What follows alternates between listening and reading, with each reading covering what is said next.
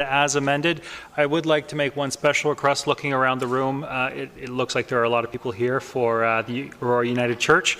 So as part of that amended agenda, we'll ask for that to be moved first. And just so everybody's aware, those in favor can sit on this side and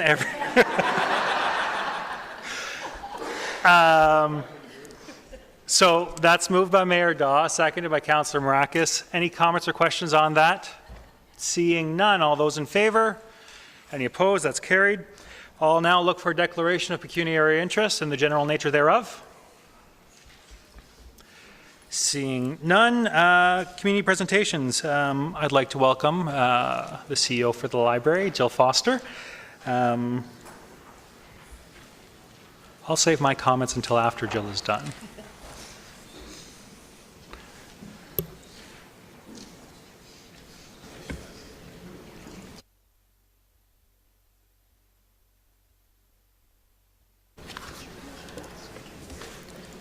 Thank you, Councillor Perry and members of Council, for having me here this evening. My name is Jill Foster. I'm the CEO of Aurora Public Library, and I'm here tonight to speak about the initiatives that the library has undertaken in the last year or so for newcomers here in Aurora. And I'll just make sure I've got this going right, and I don't.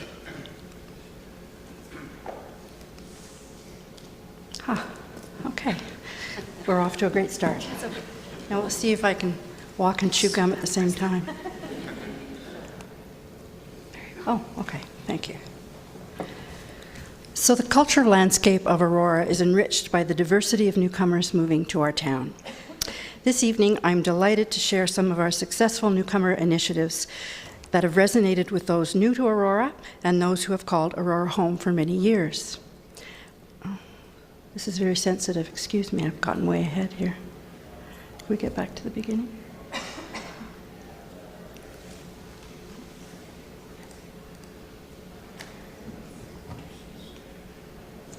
While we're watching this unfold, I'd like to introduce Claudia Olguin. She is our coordinator of community-led initiatives, and she is the driving force behind most of what I'm going to speak about tonight. She goes out into the community, meets people, makes partnerships, brings them back into the library, lets them know that we're a welcoming, warm place for newcomers and not to be afraid of us. And she does a fabulous job, and she's a very integral part of our team at the library.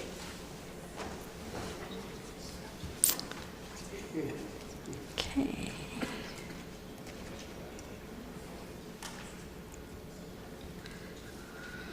Does this use up my time?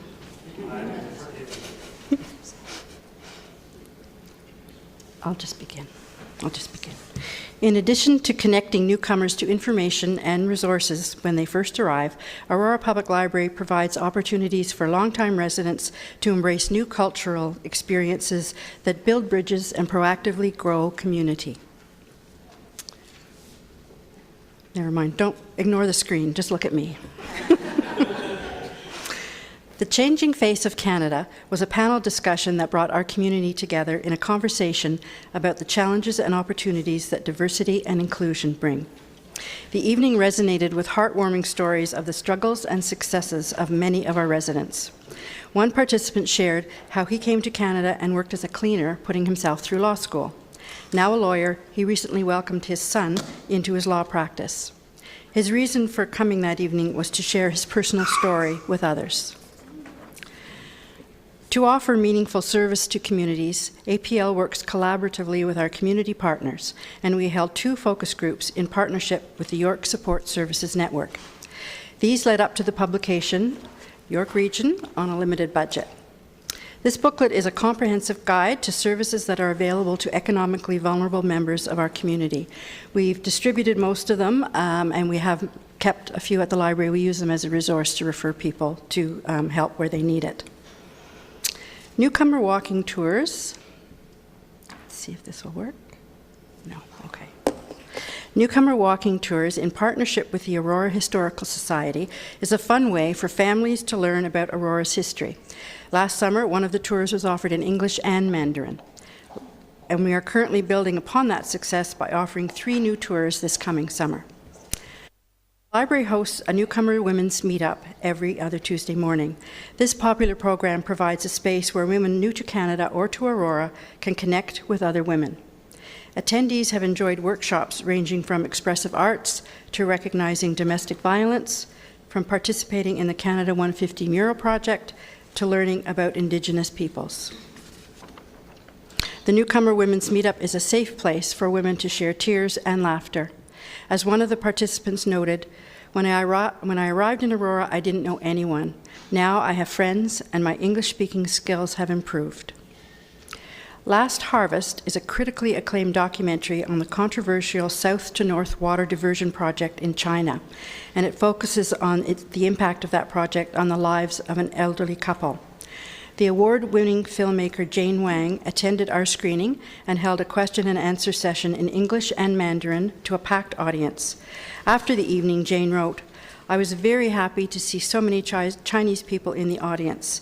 The Q&A afterwards was the best I've ever had for this film, no exaggeration. I was very moved by the audience's reactions and engagement." One of our most successful programs is the Culinary Traveller. It's all about food at the library. In partnership with York Region Food Network, members gather to cook, laugh, and share while creating a dish from their land of origin. Thank you. Last November, we launched the first Culinary Traveller cookbook in the library living room. 8 participants spoke about their experiences, some in English, some in their language of origin, and some were helped by an interpreter.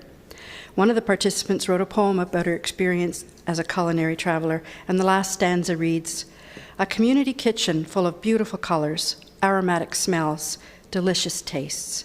A metaphor for a big world of diversity, inclusiveness, harmony, love, a beautiful and better world."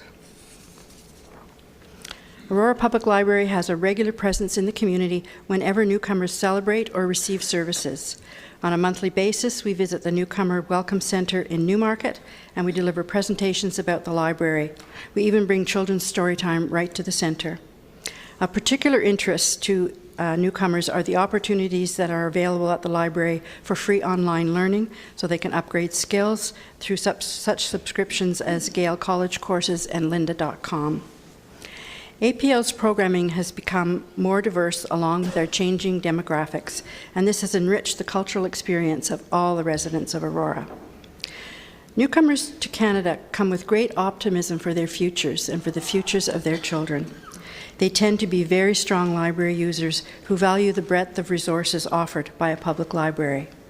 They are often surprised that in Canada, a library card and all the resources it represents is absolutely free to everyone. Aurora Public Library, with our community partners and Claudia's help, is proud to play a key role in creating a welcoming and inclusive community we can all be proud to call home. Thank you.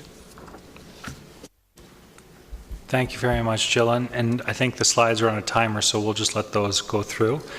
I'll look for a motion to receive. Moved by Councillor Maracas, seconded by Councillor Gartner. Comments or questions? Councillor Gartner. Just a big thank you to Jill and to the library for the wonderful work it does for the community. Thank you. Councillor Humphreys. Thank you, Mr. Chair, and thank you so much, Jill, for presenting tonight. It's incredible how much our library has evolved over the years and just keeps being a center of, just of help in all kinds of ways that I would never have imagined, 10, 15 years ago. And in particular, I think I've mentioned before to you that the newcomer program is so near and dear to me in terms of having immigrant parents that would have just loved something like this. So to welcome newcomers and make them feel at home here and share and become friends and become an integral part of our community and giving back into our community is so essential to Aurora being Aurora. And I believe this very much. The library is the heart of our town, and thank you for all your work that you've done. And without getting emotional, thank you for your support in being our CEO. Because I don't know if everyone knows, but Jill will be leaving on retirement. So I shouldn't say this here, but I'm just so proud of the work the library's done, the board, the staff, and all the evolution of the library. I'm sure it'll just keep going in great steps that you started for us. So thank you very much. We appreciate it. Councillor Abel. Thank you, Mr. Chair. And Jill, thanks very much. And thank you for your tenure here. I know you're going to be leaving us at the end of July. But could you tell us how many people go through the doors annually at the library? Oh, you're putting me on the spot for a number, Councillor Abel. Oh, Just shy of 300,000, I would say, is a safe number. and it's what I've really noticed is how the library is changing with the times. It's not just about books. It's about e-books. It's about movies and culture and welcoming new people. So it's just a great job that your staff do, and they're so good at what they do. And I want to thank you very much for providing that to our community. Thank you. Okay. If I could just add, when I came to Aurora, there weren't so many newcomers, I would say, in Aurora. And we've been able to respond fairly quickly and create a new position and create new projects. Again, thanks to the support of council that we've been able to do that sort of thing. Because of the support we get, we can plan quickly and be nimble and react to what's needed in the community. So I thank all of you for that as well. It's a wonderful partnership that we have. It is, and it also speaks to your staff and yourself to create these great programs that you do. They're just way ahead of what others are doing. So it really is a treasure. One of the great things that we have in our town. Thank you. Thank you. Councillor Kim. Thank you, Mr. Chair, and thank you as well on my behalf to you, Jill, for serving wonderfully at our library for the last, 5-6 years or so. And I know when I joined the library board almost 4 years ago, I was expecting tea and crumpets, and I was surprised that I didn't see or eat any tea and crumpets. But it was a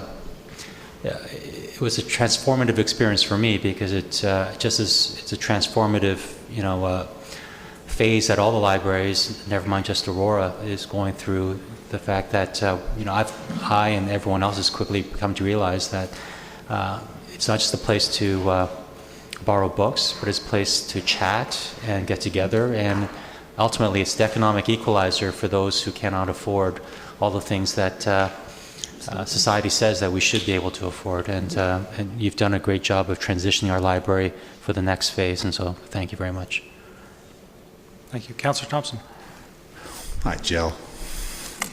Thank you as well. I had the good fortune to be on the hiring committee when I sat on the library board to bring you on, and certainly it's been a great number of years with the library. I don't know what your plans are in the future once you retire, but I encourage you, if you haven't already, to get out to Halifax to the central library they built there. I was very fortunate, to recently be at FCM in Halifax and tour that library. It's amazing some of the things they've done. As Councillor Abel said, they've transformed. It's more than just books. They have a music studio and so many other pieces, and I hope one day our library can mirror some of the programs that they've instituted there. Jill, I've had the pleasure of serving on the library board for the last 8 years. You're leaving some big shoes to fill as CEO. It's been one of the joys for me as being a councillor sitting on that board. I think the library in a community does the best job of representing the themes that we all want to live up to as councillors, as a community: freedom of thought, equality, and so the library really does set those ethics forward. So I thank you for everything you do and upholding those. And with that said, all those in favor of receiving the presentation? Any opposed? That's carried. Thank you very much. We're now moving on to delegations. I don't see Mr. Smith in the audience. No. All right. Well, then we'll move on to Michael Fick and Mr. Kolthoff.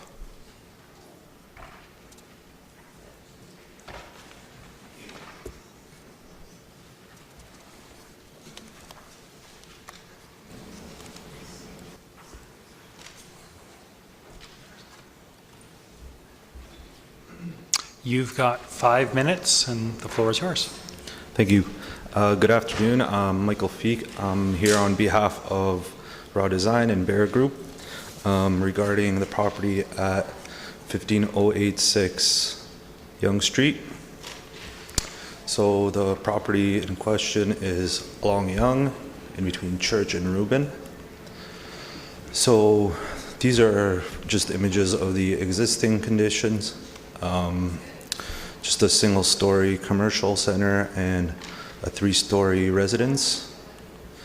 There's a significant topography on this site, as shown by the retaining wall. So our proposal is suggesting meeting the grade along Yonge Street, so that retaining wall wouldn't be there. The image at the bottom is showing municipal lane from Reuben Street. So since last time we were here, we took into consideration a few of the comments we received, one of which was to introduce a parquet along Yonge Street. So we have done that, and that is the kind of purple image at the center along Yonge. So that would be at grade, and it would slope up. There will be seating and vegetation around for the public. It would be a privately owned public space. In addition, there would be a second parquet to the west of the site, and that would function as amenity for the residents. So this is just a graphic showing how the units function. So because of the steep topography of the site, we took a strategy to have through units along the north, and those are kind of the pink, yellow, and green units. And through unit means they're all the way through, whereas the remainder of the blue and purple units are back-to-back stacked townhouses. And part of the rationale for that was to kind of follow the topography of the site. It's quite drastic. From corner to corner, it's over 5 meters. So the way access to the units, all the units are accessed through grade. So for example, the blue and purple ones, you come up, there's 2 doors per bay. For the remainder of the units, the kind of pink ones, there will be 3 doors. In addition, there will be a second through unit below, where the 6 pink units, those units will have to go down. So this is a cross-section kind of demonstrating that. As you can see along the south, it is much, much higher than along the north. And we were asked to take another look at the materials to incorporate historic elements. So we tried to do that by implementing a lot of brick masonry and stone masonry. So these are just some graphics showing of where we're at. This is just directly across from Yonge, and you could see the parquet, it meets the grade. And it's sloping kind of away from Yonge upwards. Yeah, 1 minute. So this graphic is showing just another image from a different angle along Yonge. And this image is showing the municipal lane from Reuben, which we intend to maintain, and kind of a closer look at what we're thinking with materiality. And just a few statistics, there's 59 units, most of which are 2-bedroom or 2-bedroom plus 10. And we are providing bicycle parking, vehicle parking, and that's it. Any questions? So I will look to a motion to receive the delegation and refer it to the item. Moved by Councillor Gardner, seconded by Councillor Thompson. Comments or questions on the delegation? Councillor Abel. Thank you, Mr. Chair. Thank you for the delegation. It's been vacant a long time. I may have asked you at planning, but is there any rental units or are these condos? These are condos. And the recommendation is that it was mixed residential commercial and this is just going to be residential? Correct. And is there any accessibility features for those that have physical disabilities? Not for the units, but the parquet along Yonge would be accessible for everyone. So those with accessibility needs and requirements will not be able to navigate into the condos? Correct. Thank you. Councillor Kim. Thank you, Mr. Chair, and thank you for making some of the amendments, the recommendations that were made at planning a couple of months ago. Has there been one comment that was made that I recall in planning was about the architectural controls or some of the design elements? I'm wondering if you had a chance to review some of the aesthetics of the current design with respect to the houses and buildings around it. Is there still an opportunity to have the design kind of be more complementary or reflective of the neighborhood around it? We actually used Treasure Hill as kind of a starting point, and we looked at kind of our design and tried to meet in the middle for the two. Some of those elements are, if you recall previously, it was much more panelization and whatnot. However, in this proposal, we're suggesting more masonry. Thank you. I mean, I'll see if my fellow councillors have any other comments regarding on that topic, but I don't think the Treasure Hill development is the benchmark or the pinnacle of what design should be in that main corridor of Aurora. I mean, if there's an opportunity to have a little bit of the more traditional flavors, I'm not sure what those types of design elements are called, but if there's an opportunity to have it more blend in with the adjacent neighborhood, that'd be great. Okay. Thank you. Councillor Humphreys. Thank you, Mr. Chair, and thank you for coming tonight and delegating. And sorry I missed a little bit of it, but I got the gist of the overall, and thank you for some of the changes that you noted. And I understand about the Treasure Hill development, and yeah, I like them. They're really nice. But they're sort of in a more of a very busy corner and suited, but. Where you are, what I think is maybe a little bit more of a Gothic or Victorian type style, a little bit more. I mean, these are lovely, absolutely, but you'll notice around there's some very beautiful heritage homes and buildings.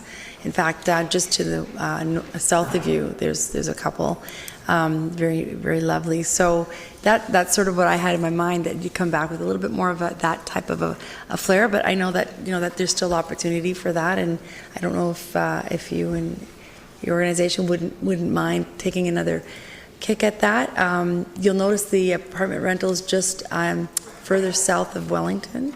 Sorry, north of you. I'm trying to remember. I should know. The rentals right at Tyler and Yonge. They've got a more of a sort of an old Victorian flair. So just that's sort of what I was thinking in my mind. But thank you again for coming tonight. And if there's a chance for that, that'd be great. Seeing no other comments or questions, all those in favor of referring the delegation to the item? Any opposed? That is carried. Thank you very much. We've got 3 items on the consent agenda this evening. Does anyone have any comments or questions on those? Councillor Thompson? I'd like C1 pulled to the regular agenda, please. Certainly. Any other items? Seeing Councillor Gardner? No, I had one as well. Thanks. Perfect.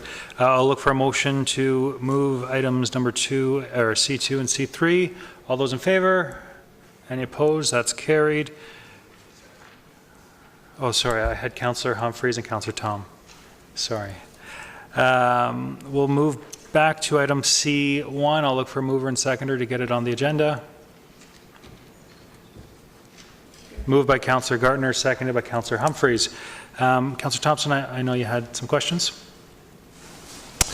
I did. I guess through you to Mr. Ramuno. Mr. Ramuno, in the report, it talks about the different warrants, and it says that it didn't meet the two warrants. One is, average speed, and it says it was 14 as opposed to 15, and the other one says, traffic, it was 12 or 1,300 cars, and the threshold was 1,500. One of my questions, though, was that for golf links, the threshold was only 750 cars. So why the difference between the two thresholds for the two streets?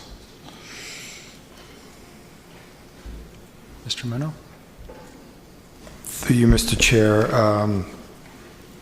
I think that I'd have to go back to confirm. It may be a result of the function of the road, perhaps being a more of a collector road than they both function similarly, but it's something I'd have to confirm with staff and report back on. Traffic counts were undertaken, and that one warrant also includes the volume of vehicles. So I'd have to confirm with staff with respect to the threshold difference between the two streets. So perhaps you can come back, because if the minimum volume really is supposed to be between 750 and 8,000, then that particular street would qualify that, and then the only thing it's missing really is the minimum speed, and the difference between 14 and 15 kilometers is minimal, and so then it would meet our warrants. And I've had a number of residents contact me. There are some concerns about it, and so if you can clarify that between now and next week, but I'm leaning more towards asking that we move forward with Pedersen Drive at this point in time. Thank you. Councillor Humphreys and then Gartner. Thank you, through you, Mr. Chair. And so you probably don't remember this or know this, but I'm the one who got the traffic calming for golf links about 15, 20 years ago. But anyway, so I think the reason it doesn't meet, it's exactly what it was supposed to do. We put traffic calming there, which, cars will slow down and less cars will take that route because it's not as convenient to speed through the road. So that's exactly what you want, is traffic calming defers cars to take the main routes. So it's doing what it's supposed to do. If you take that away, it's going to be a disaster, and I still have my files on exactly what happens there. You don't want to mess with that street. It's not, in fact, from a planning perspective, they don't make streets like that anymore because of the curves in the road, and it's really quite dangerous. If you take those speed humps out, it would be a disaster. In fact, I had some neighbors asking for the same kind of speed humps that are on Kennedy Street West, because they really do stop calming, where these ones are just a little smooth. So I'm looking forward to next week, and we can see how we can get both these things on and not changed at all. Councillor Gartner? Thank you, Mr. Chair. I think I'll wait for my comments till next week. Sounds good. Councillor Abel? Thank you, Mr. Chair. Through you, is the recommendation to remove the calming measures on golf links? Mr. Muno? Through you, Mr. Chair. No, it is an information report, but we have provided council with the alternatives that if council so wishes to implement those traffic calming measures on Peterson and to replace the existing ones on golf links. So those are options. So when you mean replace, that means remove? Remove and replace with new. With flat asphalt? No. Remove and keep them? Okay. Reinstall with new speed humps. Okay. Well, I'm sort of along the lines of Councillor Humphreys. The only ones affected by these calming measures are the people that want to speed through. The ones on golf links are perfect. You just sort of roll over them at the speed limit. And I think the volume there must have changed over the years. It's a thoroughfare now. And if the residents want calming measures in their busy streets, I'm in favor of moving forward. As long as they're the like what we call cushions, rather than the axle damaging speed humps, which we're kind of familiar with in plazas and stuff. Those nice rolly cushions maintain a pace, don't hurt the cars, and keep the traffic calm in busy residential home and areas. So I'm in support of what the other two councillors are indicating at this time. Thank you, Councillor Marcus. Thank you, Mr. Chair. Through you to Mr. Ramuno. Mr. Ramuno, when the ones on golf links get replaced, would they be replaced with the current model, or would they be replaced with the ones that we're seeing that they're using now when we put them in the three bumps instead of the one single one? Mr. Ramuno? Through you, Mr. Chair, that's correct. Replace them with the new models, and there's a possibility of adding another set of speed humps, and that would be the intent if we're directed to replace those. Thank you. Just as a comment maybe for next week, is there any way that we could also recommend that it stays to the similar model that it is currently? Because, I mean, my experience with the 3 separate humps is that if your axle on your vehicle is a little bit wider, you can just fly right through those speed humps, and they really don't stop you. They really don't slow you down. So I think that everyone on golf links would appreciate having the same model put back in and replaced. So I would appreciate that for next week. Thank you. Thank you, Councillor. I see people with trucks smiling and nodding in agreement. Councillor Kim? Thank you, Mr. Chair. Through Mr. Chair to Mr. Ramuno, can you remind us how much it costs to put in the speed humps on Mavronack and it was Kennedy, and the other one there was McMaster. I believe they were in the neighborhood of 60 to 80,000 per street.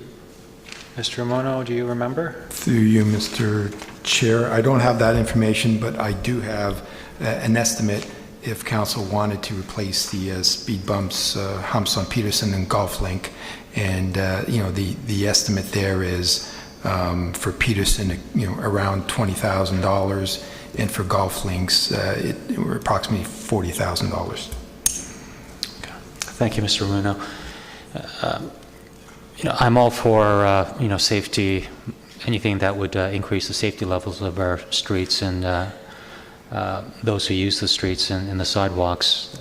But I suspect that the number of streets or roads in Aurora that can probably meet or surpass those 3 warrants are quite large, and so I'm just kind of just keeping one eye on the budget as well and our finances, and because certainly majority of our streets would warrant these safety measures. So anyway, it's just something to think about, and I'll look for more discussion next week. Thank you, Councillor. And Mr. Ramuno, if you could send us a memo with those costs from previous builds, that would be greatly appreciated. Mr. Mayor? Thank you, Mr. Chair. Just a quick question through you to Mr. Ramuno. My understanding is that the spacing on those speed humps is to facilitate the easy access of fire vehicles. So if you could confirm that, and we need to, if that's the case, we would obviously need to take that into account. Mr. Ramuno? Through you, Mr. Chair, that is correct. The new style speed cushions and the spacing is to facilitate those the emergency vehicles. Thank you. Thank you. I'll remind everyone this is just a motion to receive the report. Thank you. All those in favor, anyone opposed? That carries. Thank you very much. I called those a little bit quickly, so all those in favor? Anyone opposed? That carries. We'll move on to the advisory committee meeting minutes. Would anybody like these called separately? Seeing none. I missed you. Councillor Abel, which item would you like pulled separately? Or do you just want to make a quick comment? I was going to ask that the accessibility advisory minutes be pulled. Certainly. So then I'll look for a motion to approve the Finance Advisory Committee meetings. Minutes moved by Councillor Thompson, seconded by Councillor Humphreys. Comments or questions on those? Seeing none. All those in favor? Any opposed? That's carried. I'll now look for a motion to move the Accessibility Advisory Committee meeting minutes. Moved by Councillor Gartner, seconded by Councillor Humphreys. Councillor Abel. I'm looking for our update on the advisory minutes. I know we were... It's an add-on? I did not receive my add-on.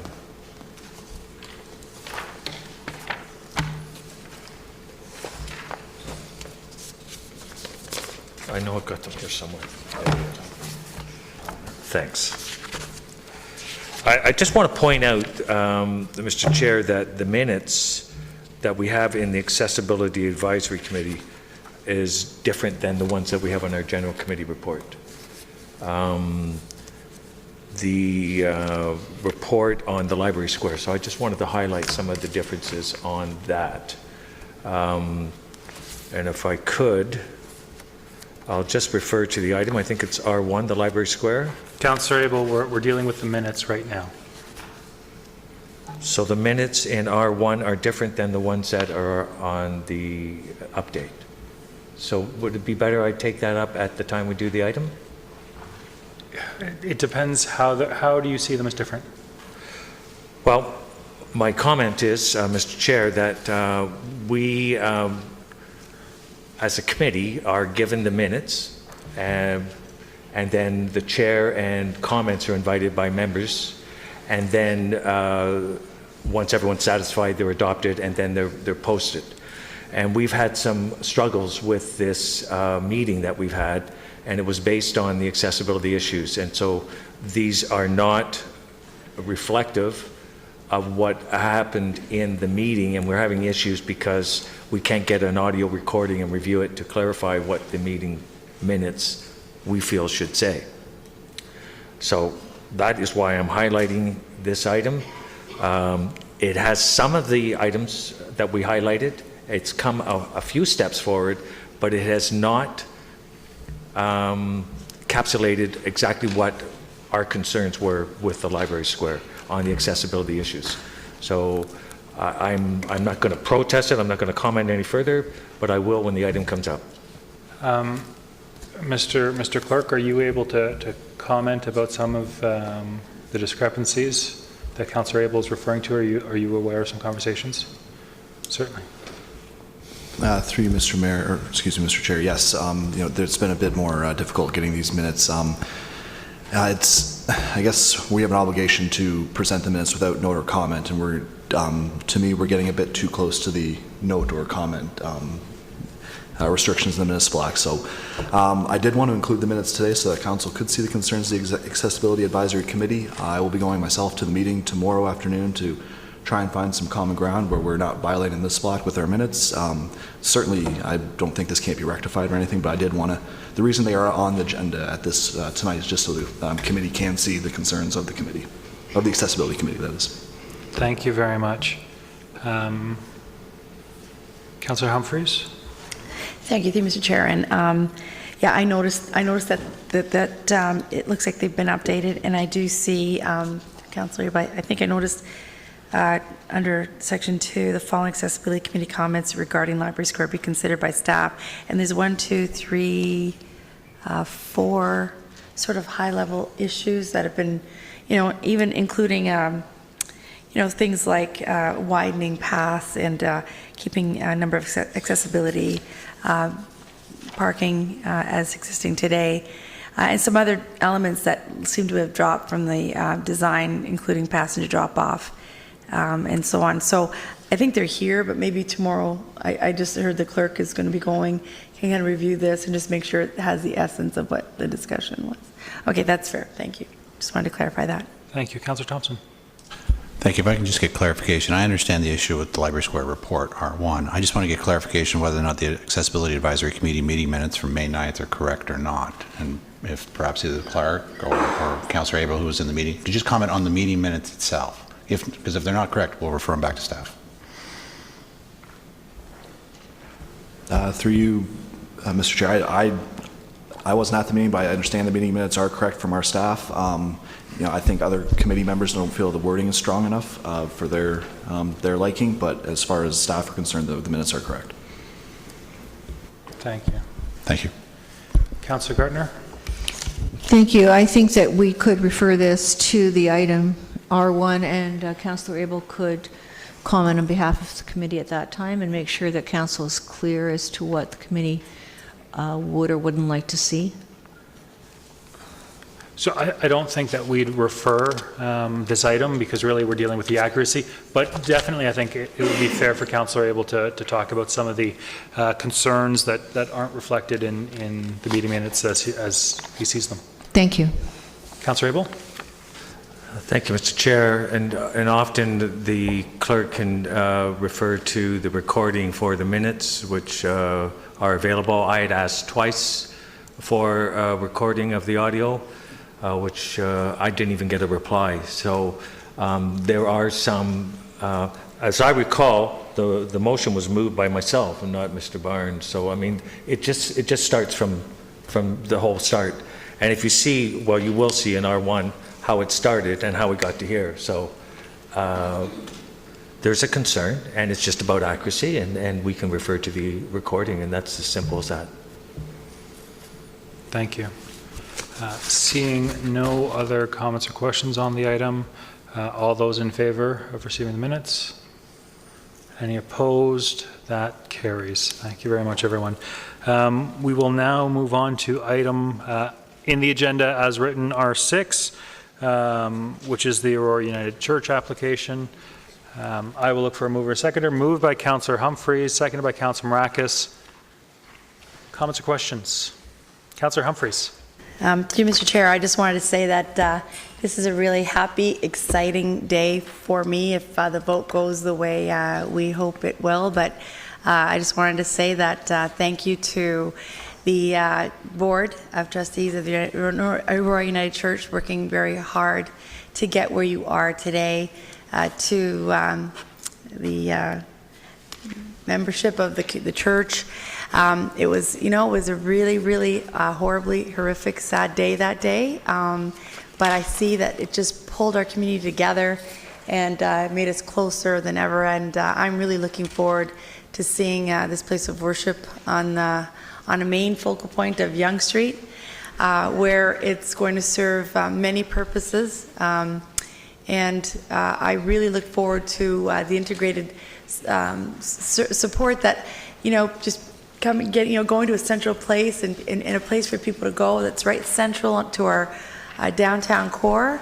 And I just want to say again, thank you to everyone. And I'm really excited about this today, and I'm looking forward to supporting this motion and seeing this beautiful building coming to fruition. Thank you. Councillor Abel. Thank you, Mr. Chair, and I share Councillor Humphrey's excitement for this motion coming forward. I just wanted to quote something from the Auroran, where I'm quoted as saying, last July 19th, I am fully in support of rebuilding the Aurora United Church, and I still am. My concern was that at the time that the ratepayers had concerns about the massing and the setbacks, and I was concerned that if we didn't resolve it at that time, that it would go to the OMB, which it did. But I'm very pleased to hear that we received some documentation today on a settlement, and so that the resident is satisfied, and so that is key. So it's part of the process that if someone appeals it, they can, and they did, and so now they have mutually agreed to do it. So through you, Mr. Chair, there is some documentation that was a request going forward, and it has to do with some of the wording. How is that going to be accepted? Because there were certain recommendations in that report. I think we need to fine-tune some of the wording, is what I'm saying. Who would best be able to answer that, Mr. Chair? Could you clarify what wording? Well, it was received by council, and I'm assuming staff, from a lawyer representing one of the parties at the OMB, and that everything was more or less satisfactory, and there was a request, as I understand. I'm not a lawyer, but there was a request from the solicitor at that time, and I'm looking at our solicitor. Oh, it's Mr. Rumuno. So through you, Mr. Chair. Mr. Romano? Certainly, to you, Mr. Chair. So Councilor Abel is correct. You're referring to the letter we received this afternoon from the appellant's lawyer. They do mention in the letter that they have been working with the applicant, the United Church, and the developer retirement building, and they've made some progress, considerable progress with respect to resolving some of their concerns. My understanding is the appellant had some concerns about the massing of the 7-story building along the Temperance Street frontage. The applicant has stepped the building back. The site plan before council this evening does reflect those changes. The report before council is strictly the approval of the site plan application. However, the next steps would be the official plan amendment was appealed by one of the residents, and that's in front of the OMB or the tribunal. The applicant then appealed the zoning bylaw application, so that's in front of the tribunal as well. As council is aware, prior to executing a site plan agreement and pulling permits, staff works with the applicant to tailor the zoning bylaw to the site plan. So the next steps would be, and there is a tribunal hearing scheduled for September, so I'm sure the applicant and the appellant and staff will be involved as well to ensure that that implementing document, being both the official plan amendment document and the zoning bylaw amendment document, are finalized for the tribunal to issue their final order. And that, as I mentioned, it will be tailored to the site plan as presented to council this evening. So in my opinion, I don't feel there is a need for council to make any revisions to the recommendations in this report, because again, this is really a site plan and it hasn't been appealed, the applicant hasn't appealed this, but again, before this is finalized, the implementing zoning bylaw will need to be resolved, any of those issues resolved and finalized between those two parties before the tribunal issues the final implementing zoning bylaw. Okay, so I'm not really clarified on that, but would we be able to respond, because it came at last minute, would we be able to respond so that they're satisfied with your explanation, so that when we come next week that we're more or less in agreement, we're moving forward just as you said and understood? Through you, Mr. Chair, would that be possible that we would get that? To you, Mr. Chair, my understanding is that the applicant's lawyer will be responding. He's in receipt of this letter. He will also be preparing a response for council. So I'm sure we haven't received it yet, but I'm sure you'll be getting it sometime tomorrow. Okay, I was just under the impression it was just something left hanging that we should look after. Apart from all that, the reestablishment of the United Church is a significant benefit to our community.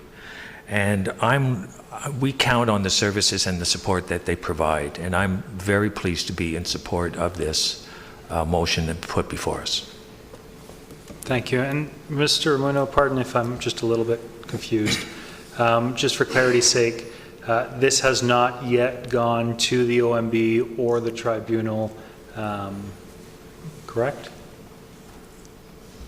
To you, Mr. Chair, site plan hasn't. What's before the tribunal are both the official plan and zoning bylaw amendment applications. But has there been a meeting date? There is a date in September. My understanding is, and even based on this lawyer's letter, they have been working together, the appellant and the applicant, and they've made some progress. And my understanding is that I think they're satisfied with some of the revisions that the applicant has made in stepping back the building along Temperance Street. And sorry, just the meeting in September, is this coming September? Yes. So then no meeting has taken place? No. Okay, thank you. Speaking of places of worship, your worship. Good save. Come on. Thank you, Mr. Chair. I don't know how to respond to that. Some of my question was answered through Mr. Ramuno's response to Councillor Abel, but given that the site plan is strictly between the town and the applicant, are you comfortable, Mr. Ramuno, that we can proceed? There's no negative ramifications to proceeding based on your report before us this evening. Mr. Romano? Through you, Mr. Chair, yes, I'm comfortable with the site plan before council this evening. As I mentioned earlier, those implementing documents need to be finalized by the tribunal before we execute an agreement.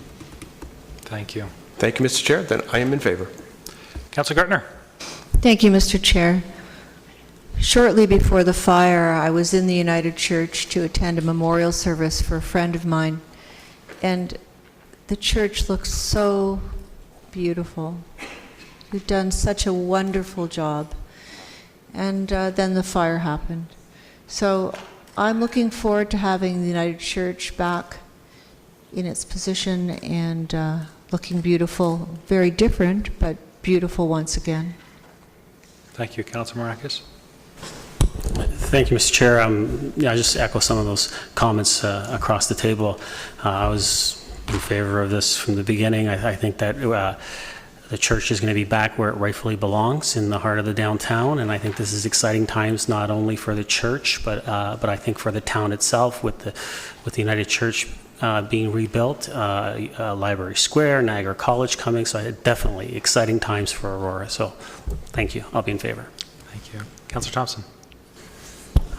Not much left to say. I certainly echo all the comments. We're certainly, I think, all now eager to see the church rebuilt and reclaim its position in the downtown core. And it's nice to see that all the hard work is coming to fruition. I know that many have been involved in trying to address some of the causes and concerns that have gone on. I know a few, maybe they've lost a few hairs over it all. But, you know, it sounds like from my colleagues that for the first time that this item's been before us, it will be unanimously approved. I know the last time there were 2 councillors who voted against it, and it sounds like they've changed their mind. So that's great. I'm glad to see the unanimous. Thank you. Councillor Kim? Thank you, Mr. Chair. And, you know, I too am very delighted to see this moment happen, and it's one of the milestones. And you know, I think, you know, it's been a long process, and I'm sure those who are on the planning committee at the church can probably attest to you know, this is not just a small battle, but it was a long journey, and so kudos to those members to ride this journey through. And I have to say that United Church really did put all its effort into trying to assuage the residents in the surrounding neighborhood. And for me, as a participant and as a viewer of this whole process, you know, I was really happy to find that you know, our process works in terms of collaborating with everyone. And certainly, you're not going to get 100% of the people to come on board, but I'm just delighted that this process culminated in what we are seeing today in terms of the design. So I look forward to that. Through you, Mr. Chair, to Mr. Romano, I just noticed that the one change from the last rendition that I saw, it has significantly less parking. I'm just wondering if you can enlighten us as to why that is. Mr. Romano? Certainly, through you, Mr. Chair. The original proposal did have that extra level of underground parking, and the number of parking spaces were more than that was required for the place of worship and retirement home, close to just under 200 spaces at significant cost. So they weren't required. That was probably one of the more significant revisions. Again, the size of the place of worship, retirement building haven't changed, but they have eliminated that level of parking. So we have 2 levels of parking with 106 spaces combined, and the number of spaces, you know, parking studies have been done, are sufficient to supply both the place of worship and the retirement building. Thank you. And I just want to conclude that you know, every significant municipality or town always has a wonderful place of worship as part of the streetscape and as part of the architecture, and so I look forward to that new streetscape to occur in the next couple of years. Thank you. Thank you. Councillor Tom and then Gartner. Thank you, Mr. Chair, and certainly happy to support this moving forward. But in the report, it talks about the comments from the Heritage Advisory Committee, and I just wanted to ask Mr. Ramuno that a lot of the discussion, if anyone who's at that committee would know, I think we talked for quite a while about stucco, and a lot longer than a lot of people would probably have liked. But has the recommendations or suggestions from the Heritage Advisory Committee, have they been incorporated into this design we see before us, and has it changed from the design that was presented to HAC, I forget when this came on, I guess May 14th? Mr. Ramuno? Through you, Mr. Chair. Yes, and I think we refer to that on page 7 of 13 under urban design and building materials. So the applicant or the architect, was there. I did have a discussion with him regarding, eliminating the use of what appeared to be a stucco material. They weren't proposing stucco. They were sort of exterior insulated finished panels that could have the look of a smooth exterior or a masonry-like exterior. So they've taken those comments and they have incorporated different colors, and they can incorporate different materials if required with respect to going to strictly a brick or a stone type of masonry. But we're still working out those details with them. Those exterior panels can have a variety of different textures and looks. But again, I did have that discussion regarding, ensuring that whatever exterior finish, specifically if it's a panel, move away from sort of that stucco-like look and to eliminate the use of larger sections of purely white in color. So they heard those comments. Thank you. I appreciate that. And certainly I think the intent from most of the members of the committee, if not all of them, was that this building does try to complement the kind of heritage character of the neighborhood and the surrounding older homes and also the commercial buildings on Yonge Street. So again, I'm happy to support this moving forward, and I would just appreciate that staff do work with the applicant on those items that you just discussed. Thank you, Mr. Chair. Thank you. Councillor Gartner? Thank you to Councillor Tom. I was going to speak to that. I certainly echo his comments, and it was very important to the Heritage Advisory Committee. And I'm glad to know that the architect is understanding that and taking it into consideration. Thank you. Thank you. Seeing no other comments or questions, all those in favor? Any opposed? That carries. Everyone is welcome to stick around. We'll be talking about Library Square next. Very close to the Aurora United Church, but if everybody ducks out, I understand as well.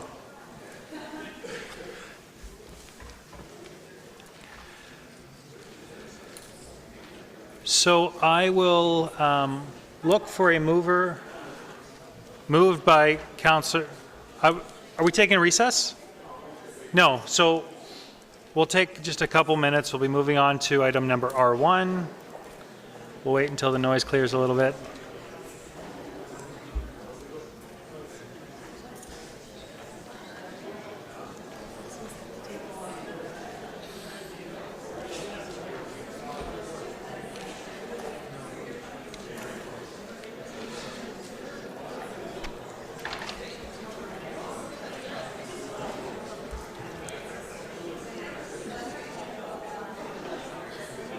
So I will look for a motion to put number R1 on the table, moved by Councillor Maracas, seconded by Councillor Humphreys. Comments or questions on Library Square? Oh, we got a presentation as well. Fausto? Not Fausto. Mr. Chair, so yeah, we have David Linster, partner with the Planning Partnership. Council's familiar with David. He's presented to council in the past, so he has a 10-minute presentation, and he'll take us through the current design of the town square and the schematic drawings plans for the expansion to the Church Street School. David? Thank you, Mr. Chair, members of council. I'm very pleased to be here to present an update on the Aurora Square and the addition to the schoolhouse. I'm joined by Roland Rom-Koltoff from Raw Architects, I should say, who's going to also be presenting part of this presentation.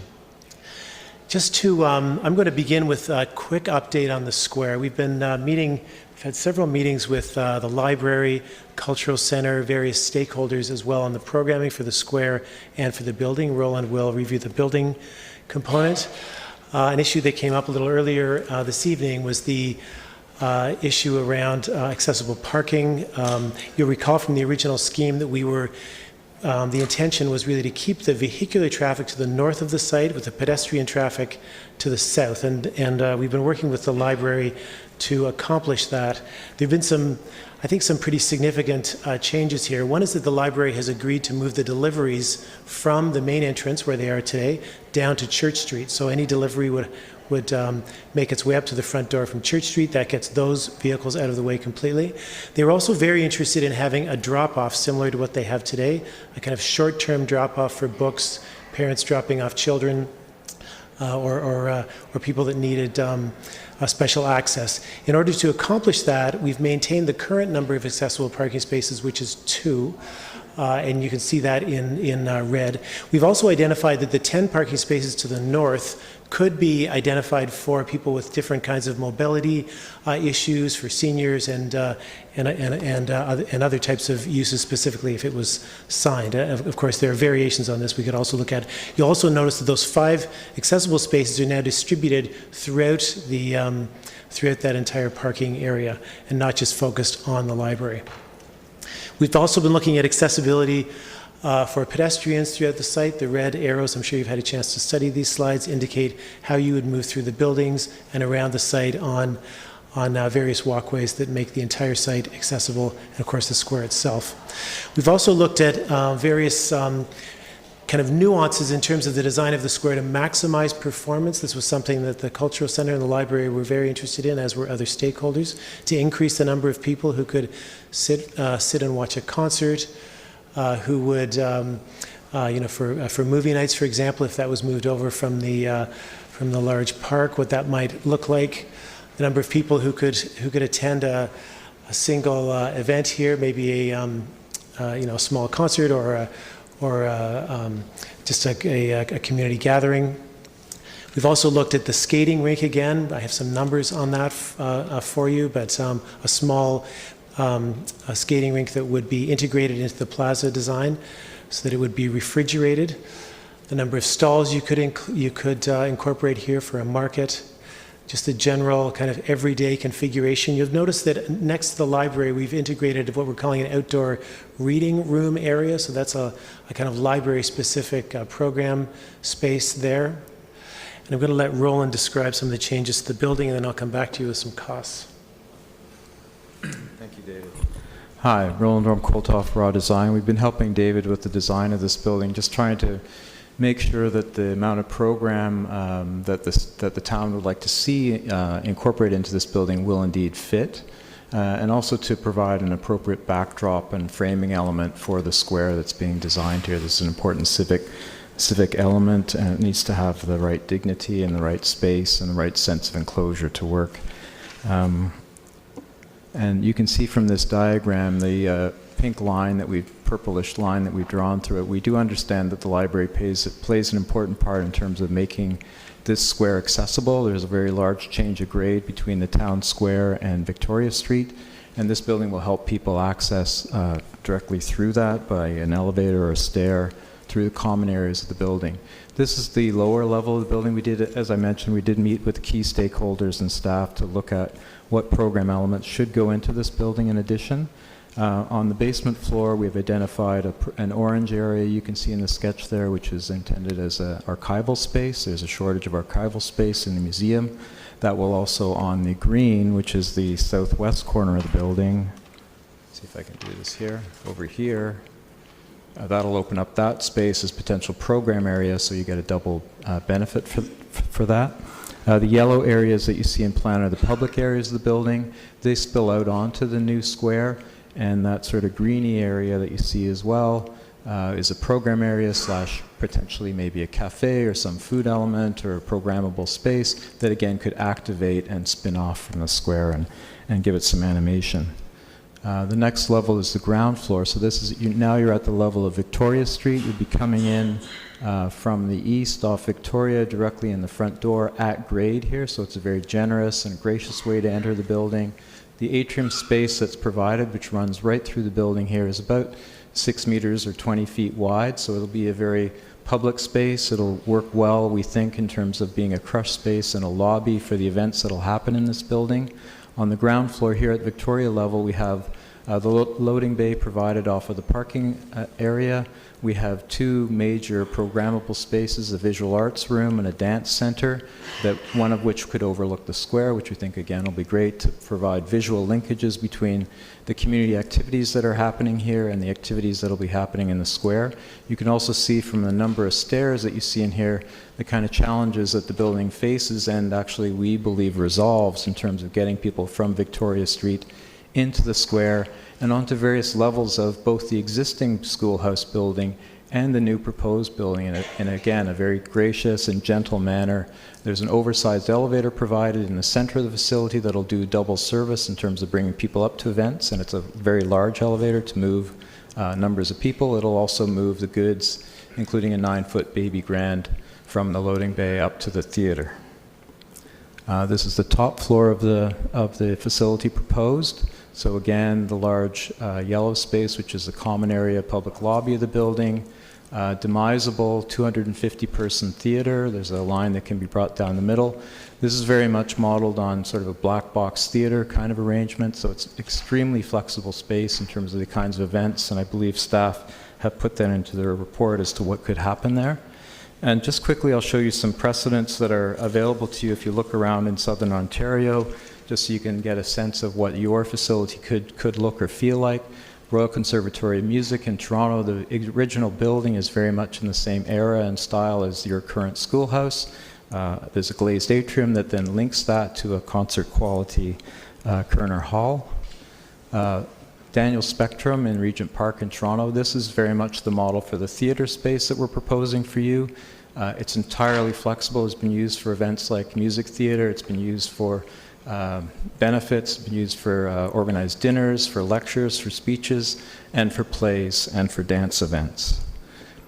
And then more, just to give you a sense of the scale and how it might work, again, in Niagara on the Lake, Niagara Falls area, a small schoolhouse building, a small glazed atrium, and then linking to a new, more modern facility to expand the programs available there. So just to give you a sense of how that works in scale. These are a number of views of the proposed building that we've come up with. These are very early days schematics, but again, we're just trying to get a sense of how big this thing is on site. Will it work with the existing heritage building on site, which we know is a real important element in the town of Aurora and in terms of the library square. We've been working on this in conjunction with a firm called ERA Architects, who are very well-respected heritage architects in Ontario. What we're trying to convey here is that the building will frame and provide an appropriate backdrop to the square. Also that the scale of the new building works in terms of the roof line and the other elements of the existing schoolhouse itself.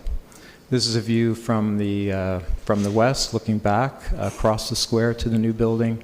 Again, the point is to bring the scale of the theater down. The theater is a very tall space. It needs to be about 9 or 10 meters tall on the second floor. So it's a very large volume that we're trying to accommodate here, but we wanted to do that in a very respectful manner to the schoolhouse itself. And there's my timer. One more minute. And a view from the north, again, emphasizing the terracing down and the idea of scale. And very quickly, the costs, staff has given you these numbers. We're showing you here a range of costs from a low to a high for the whole, sort of the whole package is about $14 to $17 million for a 3-story building, including the theater and the public program areas. If you just go with the theater and the basement, you're now looking at, and sorry, I can't read those, you're now looking at $9 or $11 million. And then thirdly, if you just build no theater itself and just the program areas, sorry, $7 million to $8 million, very roughly. And then I'll back to Dave. And just kind of a similar update on the... Just to pause, I'll look for a motion to extend the time allowed, moved by Councillor Thompson, second by Councillor Marcus. Comments, questions on that? Seeing none, all those in favor? Anyone opposed? That's carried. Just a quick wrap up on the On the square itself, similar numbers to what we presented previously, incorporating the skating rink, the vehicular zone in terms of all of the parking and access driveways, still at the 5 million number that we presented in January. I should just point out as well that in terms of the architectural numbers, that we've been working with Turner Townsend, a cost consulting firm, so these aren't numbers that are, they've been working with us as part of our team. And that concludes the presentation. Thank you very much. I'll look for a motion to receive the presentation. Moved by Mayor Daw, seconded by Councillor Kim. Comments or questions? Councillor Marcus. Thank you, Mr. Chair. Through you to thank you very much for coming forward and presenting this. I think it's fabulous. I think you guys have done an incredible amount of work. You've worked with the residents, with this council, with the stakeholders, and I think you've come up with something that I think everyone can be happy with. And I think, like I said, it's this exciting. I just had one question about the ice ring itself, being a permanent ice ring when it's summertime. What is the material that's underneath? Yeah, one of the challenges with a permanent ice rink solution is that it needs to be a seamless surface. So it's essentially a poured in place, absolutely level finish. Beautifully finished, but it has to be absolutely flat and seamless. So for example, it's not going to be natural stone. It would have to be concrete. Thank you very much. Thank you, Mayor Daw. Thank you, Mr. Chair. And gentlemen, thank you very much for the presentation. I've had the opportunity to see both of the examples that you mentioned, the Royal Conservatory of Music and the building in Niagara Falls. And I think the styling of both of those is incredibly complementary, although substantially different. And I think what you've shown here is fabulous. I'm very much in favor of the three-story building. Obviously, it's a council decision, but I think the three-story building gives us the most opportunity, the most flexibility in the long run. So thank you very much for the work you've done, and I know that you've done a lot of work with residents and with staff. There's been lots of meetings that have gone on around this, so I'm really excited and looking forward to the next stage of this. Thank you. Thank you. Councillor Tom. Thank you, Mr. Chair. And my question, I think we'll get into the meat of the discussion, obviously, when we discuss the item, but a kind of timely example of designs and additions to heritage buildings and old buildings is the Chateau Laurier in Ottawa. Have you been familiar with what's been happening up there? Yes, I'm actually on the design review panel through you, Mr. Chair. Oh, there you so go. I'm very So familiar. so you would know like that the Heritage Subcommittee has asked for it to be sent back to totally be rejigged. So again, not to getting too specific on that case, was obviously, obviously our Church Street School is not the Chateau Laurier, but certainly it is the same kind of concept, just a larger scale. That is, how do we respectfully and tastefully put an addition on to an existing heritage building? And so obviously we're in early stages, and by no means is obviously what you presented a final design. But I think I'd just like to, obviously you're well aware of that situation, but I'd just like to voice my, not concern, but just perhaps, intention that I think that moving forward, perhaps I'd like to see a design that's a bit more complementary to the heritage attributes. And so obviously you're pretty attuned to those types of requests, and so I'll just leave it at that as a comment. Thank you very much for your presentation, though. Thank you. Thank you, Councillor Gartner. Thank you very much. It's an exciting work in progress. It seems to me from the information I have that the height of the new building is not going to be higher than the height of the Church Street School. I'm going to let Roland actually comment on that, if that's fine with you, through you, Mr. Chair. Strictly speaking, I'm not sure we can guarantee that when we include all the mechanical elements that are involved in this building into it. What we're trying to show in these different views, though, is that those elements of the building that might be hard. Well, let me back up. Our intention, and the intention of the entire project team, is that we not be taller than the rooftop, the taller sort of Widow's Walk element of the existing schoolhouse. Right. However, there are very large mechanical systems requirements for these buildings. You have 250 people in one room. There's a lot of air to move back and forth. So we're working with them to try and ensure that we will not be above that. Right now, I cannot guarantee that because we've only just started with the mechanical engineers, but that's very much our aim. Thank you, and I think that would be, well, I would say it's a requirement that it doesn't in any way overshadow the heritage building in height. Also, with the coloring, I think there should be, and it looks to me like you have complementary colors. So you're picking up the colors in the heritage structure and you're trying to reflect them in some way in the new structure. That's correct. We're trying to render the coloration and the sort of texture of the existing brick building and the stone of that building in the new structure.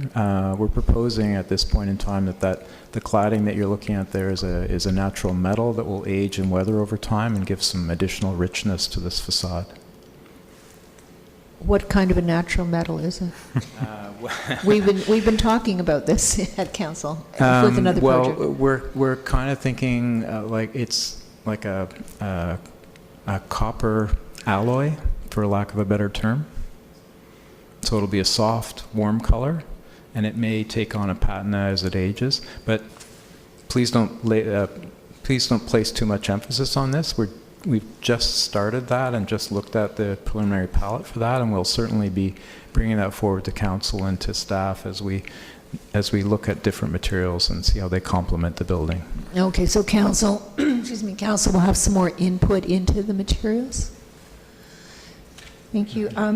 With respect to the third floor, the back of stage, is that a larger area than it needs to be, or is that a standard area? I would say that it's adequate for the purposes. If you spoke to a theater consultant, they'd probably tell you it's too small. If you spoke to an accountant, they'd tell you it's too big. We think it's the right size for this facility that's being proposed here. We did look very closely at Daniel Spectrum and the kinds of back-of-house facilities they had for their facility there, which is actually much larger than this. You can see from this sketch that it's actually 2 stories that are tucked into the height of the theater beside it, so we think it'll work effectively. Okay. Thank you. And with respect to the overhang, it looks like in order to accommodate the theater space and this, we have to have the overhang. How is that going to be supported? You're referring to the area of the building going northwards, I guess? I'm talking Here? about the theater space going west. Going west. Is it going north? Well, we're over, this is cantilevered north, so the line of the theater above this floor, this is the ground floor off of Victoria my mistake, again. thank you. So it's cantilevering there. And we're roughly in line with the schoolhouse on both the east and the west sides. And how is that supported? That's quite simply a structural cantilever. We have, again, we're early days on the design. We're hoping that the theater roof proper might use a heavy timber construction because that's a very warm and acoustically a great material to use for those kinds of facilities.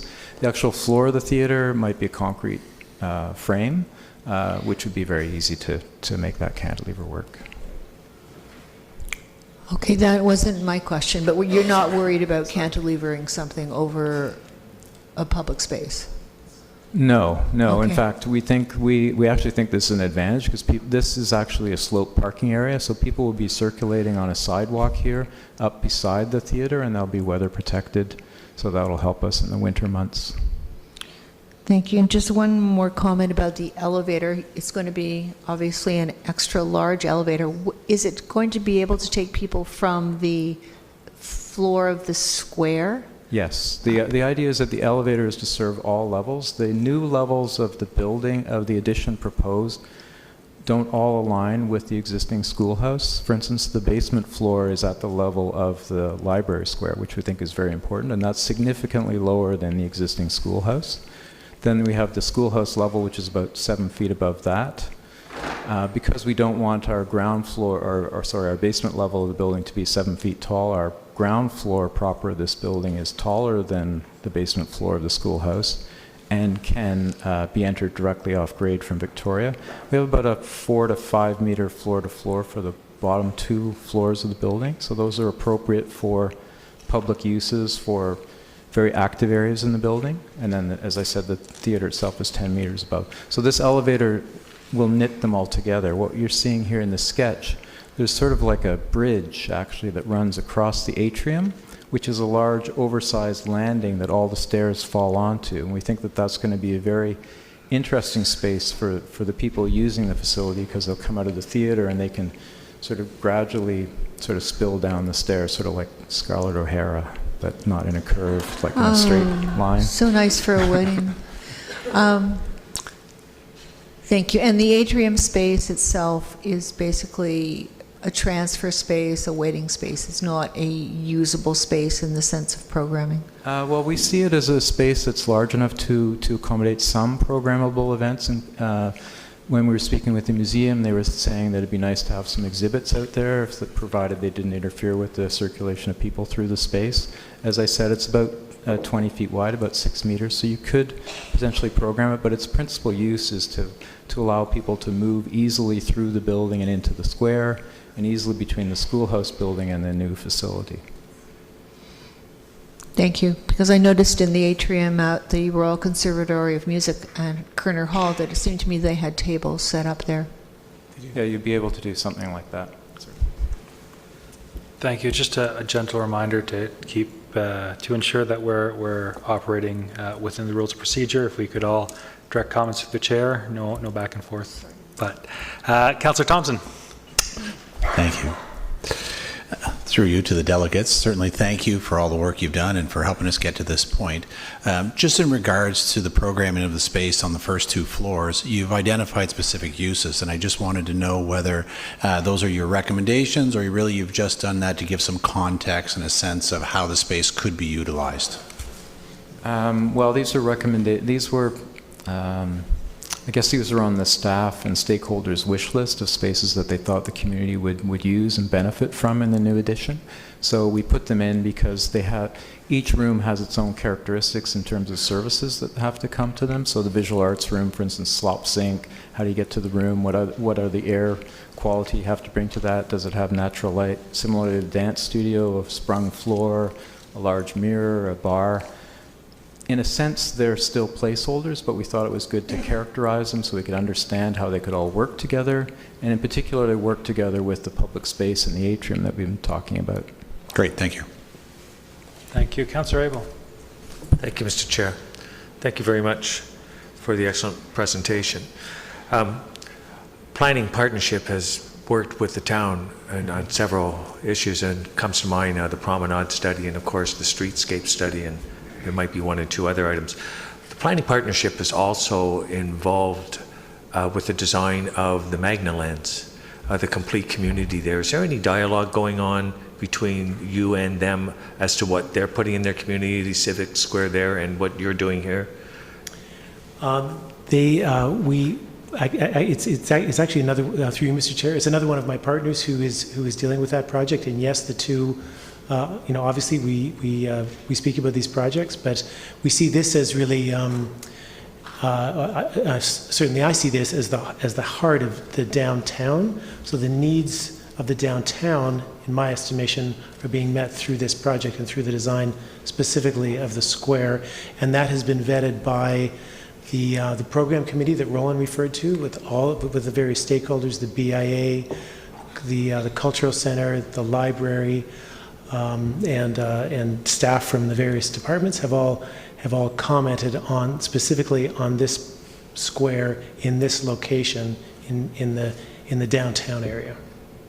So, are you talking with your other colleagues in the planning partnership of what they're doing at the Magna Lands? I couldn't tell you the list of things that are specifically going there, but yes, we talk about the two projects. I'm just so there's no Yes. duplication or whatever. Or I think it's important to differentiate that this is a downtown public square with its own series of needs, more related, in my mind, to the park and to the downtown area than the Magna Lands are to a different part of the community. So I think that this is, and we've developed this project, this program, and the design to meet the needs of the downtown area. think that's really important to make clear. Okay. So when I first met with you, we talked about this building and this design, and I asked, why is that building there? And now I'm finding out that it's because of all the programming. You're talking to the stakeholders.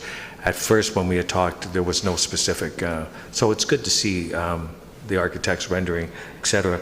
Have we considered the soil that you're going to be working with? Is that included in your cost estimates? Or is it just the building itself? David? Yeah, through you, Mr. Chair. We have been looking at soil tests from the original library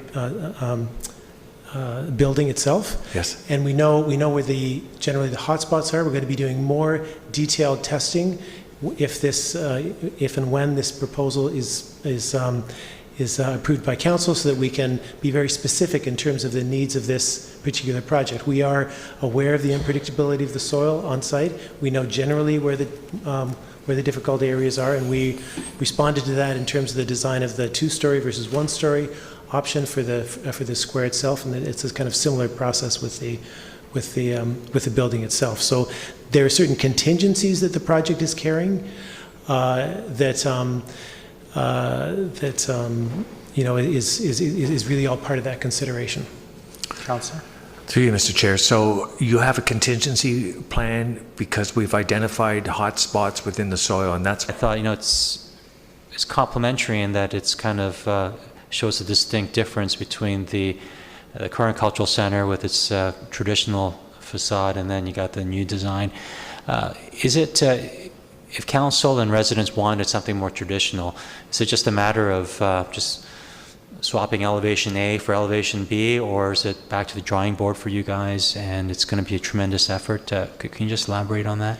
Yeah, I think I made, through you, Mr. Chair, I may ask Roland to comment, but I did want to speak to the fact that we have ERA architects on our team who are renowned, a Toronto-based heritage firm that comment on and are involved in many projects like this. So they're giving us guidance as we move through this project, and they're very clear in terms of differentiating a contemporary or a new addition to an historic building. It's a very sensitive it's a very sensitive issue, as you pointed out.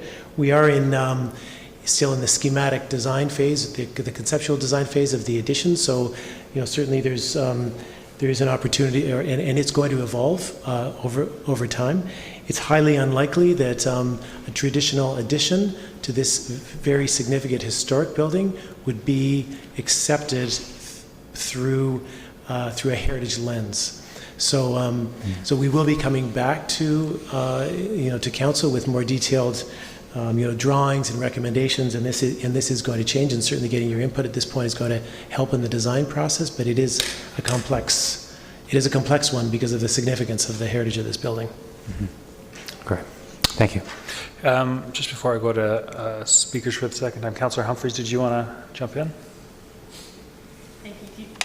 Thank you, Mr. Chair, and thank you very much for the presentation, the detailed information, and I'm very supportive of what you brought forward. I think there's probably opportunity for us to do some tweaking and see how far we can go in terms of trying to I guess the look and feel of our heritage district. However, I can understand the challenges of that, because to recreate a pure heritage in addition to a true heritage building is difficult.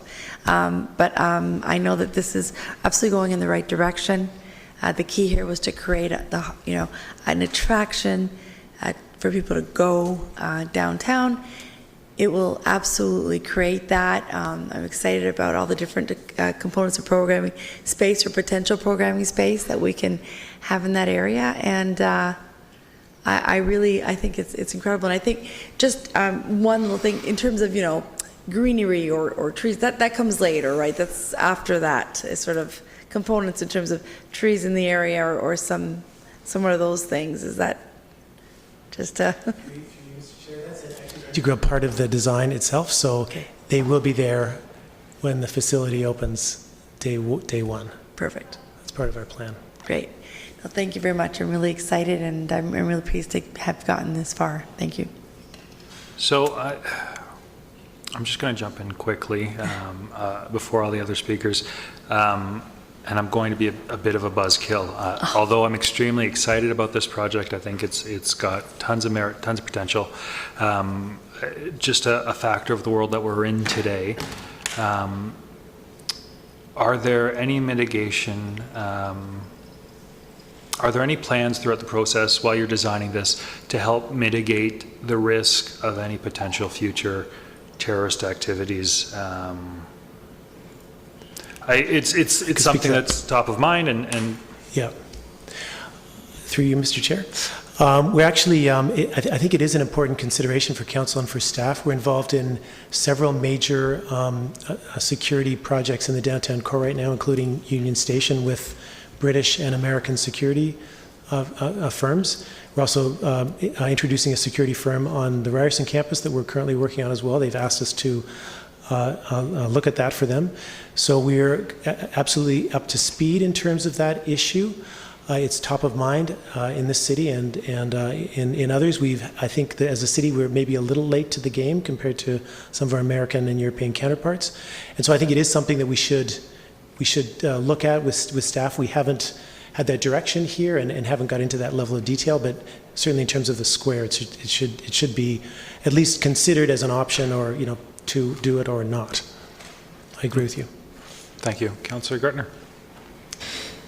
Thank you, and I'm so glad to see this is not just a glass and chrome building. We had some pictures of that before you came on board.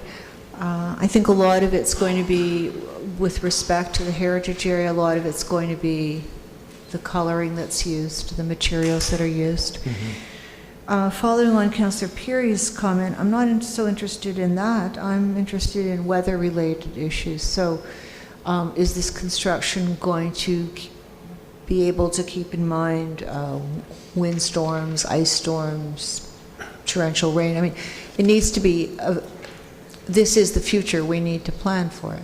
Do you mean in terms of through you, Mr. Chair? Climate change issues. Are you asking about the site or the building or both? Is that the...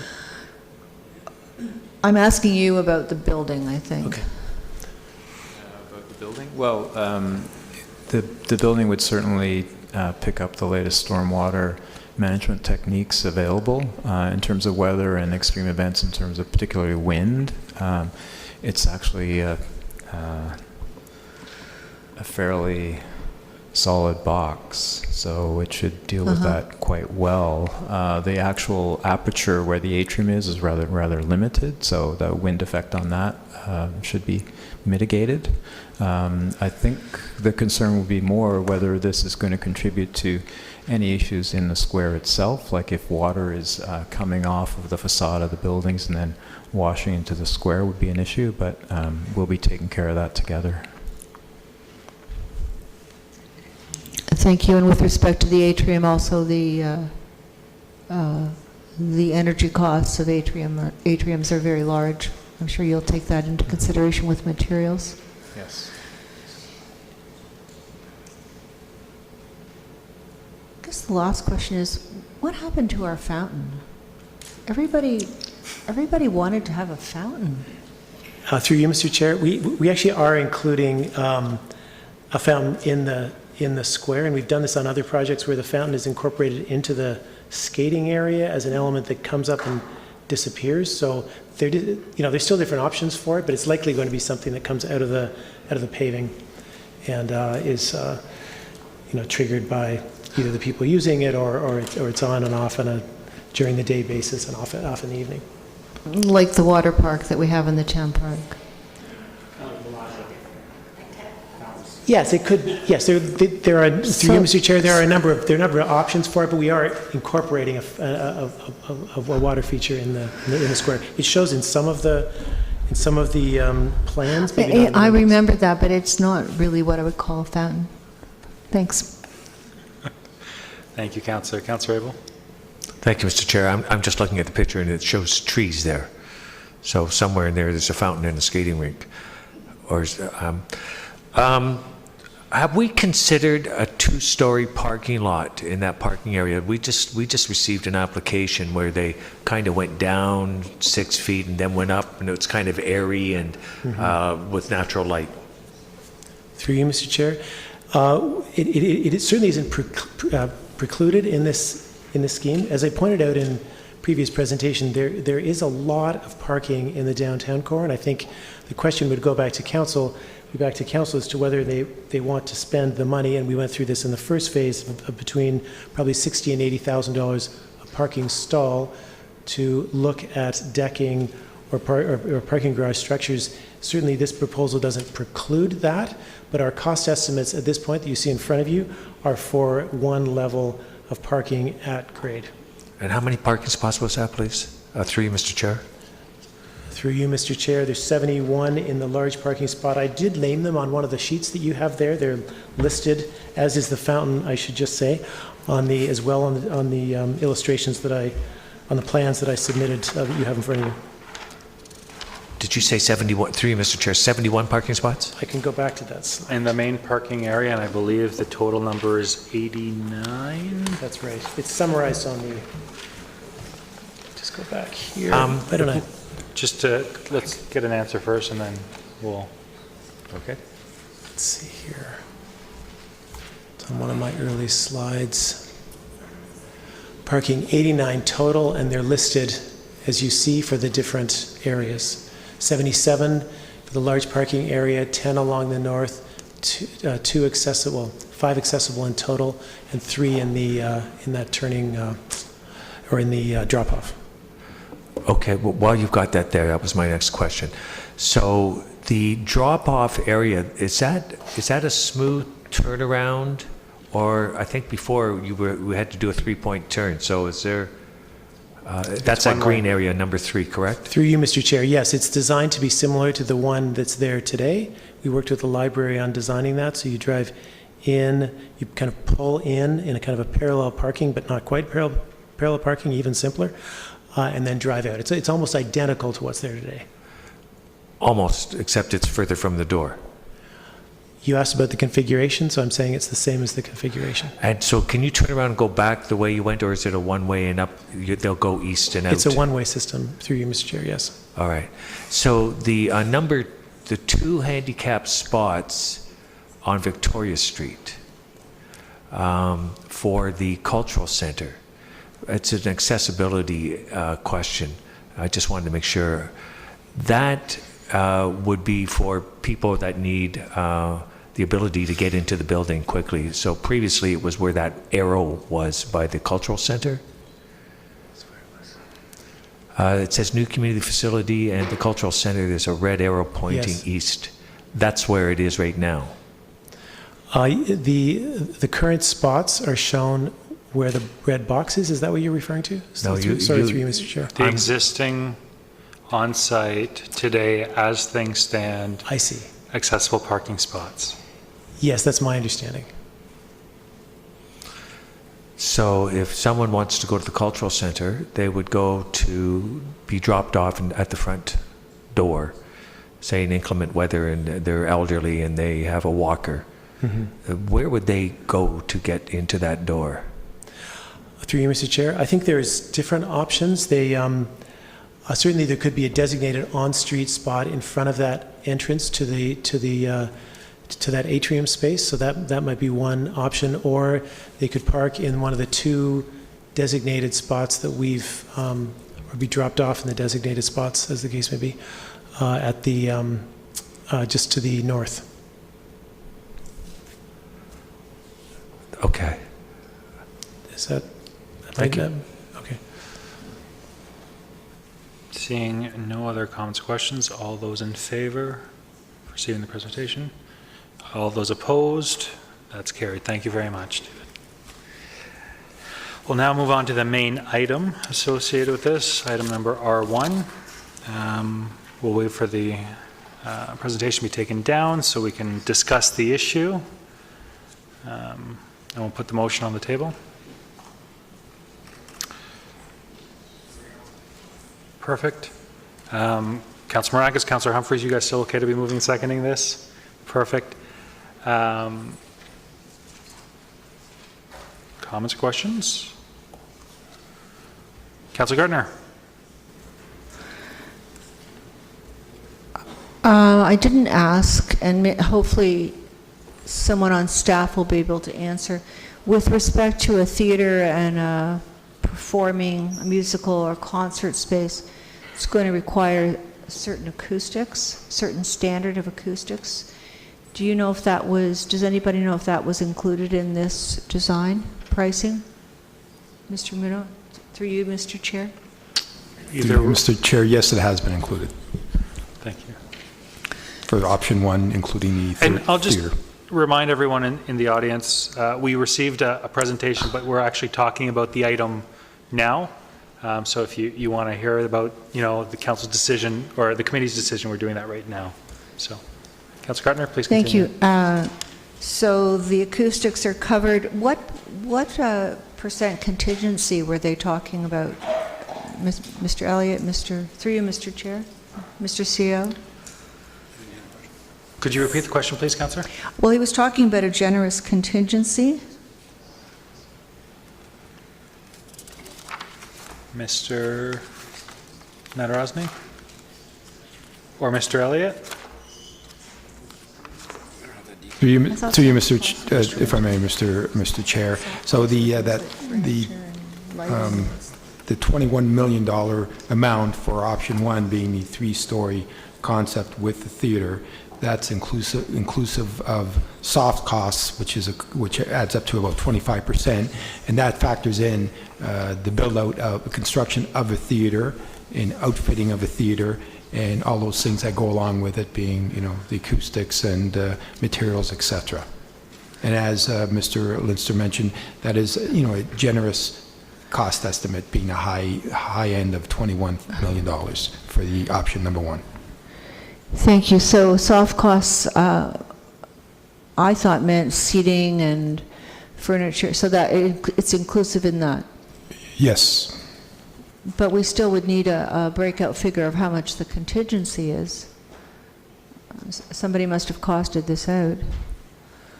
Or perhaps we can have it for next week.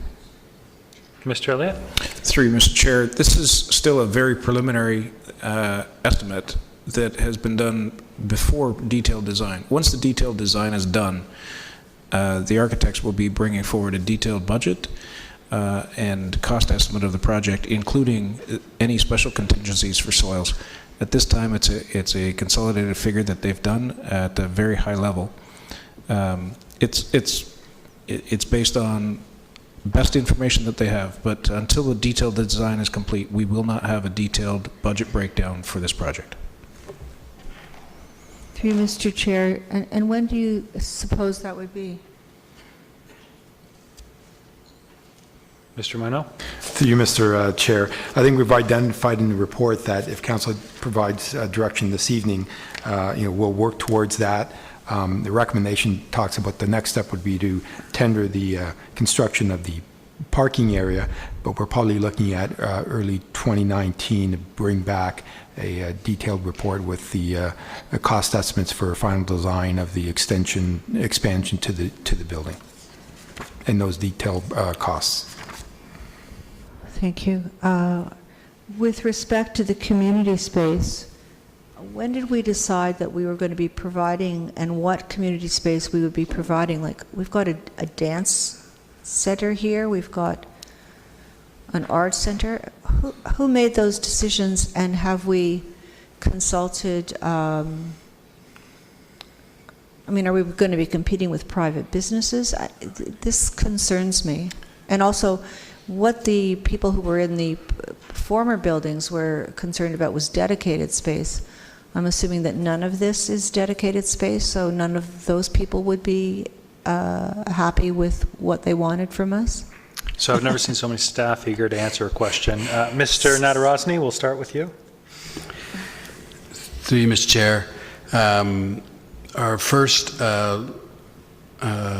discussions about this surrounded municipal uses. So the programs that we already are involved in, the anticipated demand for those programs, the loss of space that we know we're going to be faced with in terms of the buildings we've torn down, which is gone, but also the transition of the space that we were using for programming to the library for their use. So those uses were thought of first, as well as our museum and our archive and so on. And so that fed the plan, and there was only so much room. So yes, there isn't much consideration to permanent tenants of that space. Of course, if council wanted to redirect how that space was to be laid out or who it was to be provided for, that would be a decision of council. But the space, as you see it now, is space that we feel will be well utilized by the community and by the town itself in its own programs. Could you just explain that part about transition from the library? Programs Through you, Mr. Chair, that were held in the two Lubavik and the... Through you, Mr. Chair, the Magna and Lubavik rooms will be over the next 2 years, basically going, excuse me, will basically become library space as opposed to previously it was town space that the library had some access to, but basically the control for those rooms will flip to the library. And we expect that over time, while we have a multi-year commitment from the library to allow us, for example, to run our summer camps for children in that space, but we have agreed that we will work towards not using that space so that it's available for expansion of the library services. Thank you. And when we did consulting with, I had felt that we hadn't done enough consulting with respect to what this building was going to be used for. How do we come up with dance space? I'll look to Ms. McDougall on that one. Thank you, through Mr. Chair. From the current recreation programs that we offer, we do have some dance programs that are in some of our rooms now. They're young child preschool entry-level opportunities that our recreation guide delivers and offers, often seen as an introduction to our children to see and learn what it is like to learn how to dance and enjoy dance, and then they often go on to those private entities that deliver the more competitive trained studios. So from a program delivery perspective, looking at meeting room space with the previous spaces coming offline and now the library space coming offline, we are lacking in spaces for a space like this. And seeing an opportunity for a room such as a dance studio, which is multi-purpose, it's not just exclusive to dance, but having the ability to have it designed as such gives us that proper dance floor for kids jumping around on the floor, certainly with mirrors helping them with understanding their body and how that moves. It all feeds into physical literacy and from a dance perspective. Councilor Gardner. Thank you. I think we're taking business away from local schools that offer that, and so I'm certainly not in favor of that one. Okay, here's the way I see this.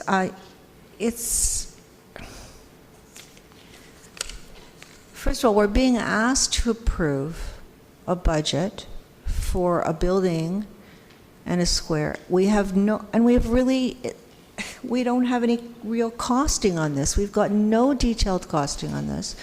We don't know if the soil conditions are going to be able to support this. We don't know if there's water and we're actually going to be able to build the square. I know this has been discussed before about the water. This area has a lot of water in it. I don't think we want any surprises. And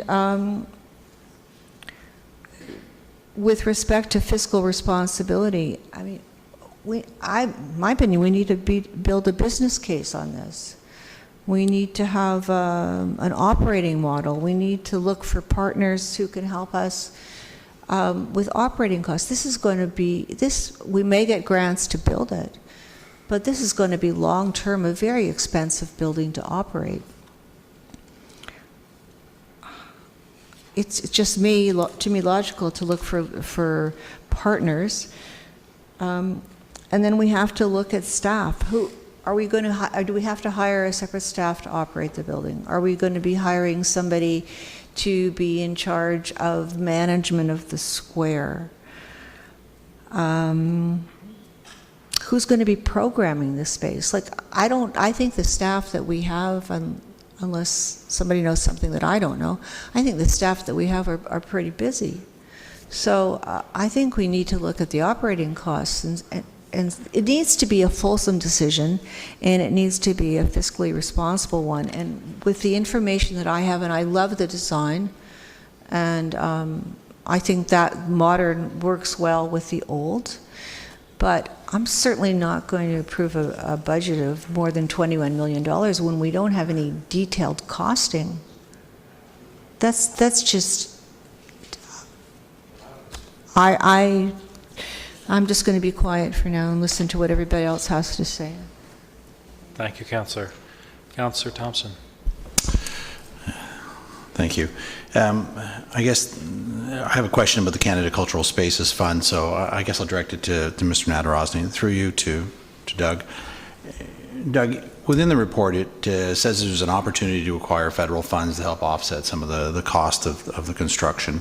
I had a quick look at the Canada Cultural Spaces Fund. It seems to align with the criteria for this particular fund. Have you had any conversations with anybody just to, I guess, reaffirm that yes, this project would qualify? Granted, it doesn't mean we're going to get anything, but just, what kind of conversations have you had around the Canada Cultural Spaces Fund? Mr. Nadarozny. Through you, Mr. Chair, Mr. Elliott has actually spoken to contacts with that program, and it does align with the objectives of that program. The 2018 allocation, as we might expect, is spoken for, but there will be allocations in 19 and subsequent years. And we have not really investigated provincial funding at this point, but there might be an opportunity to consider some of that as well.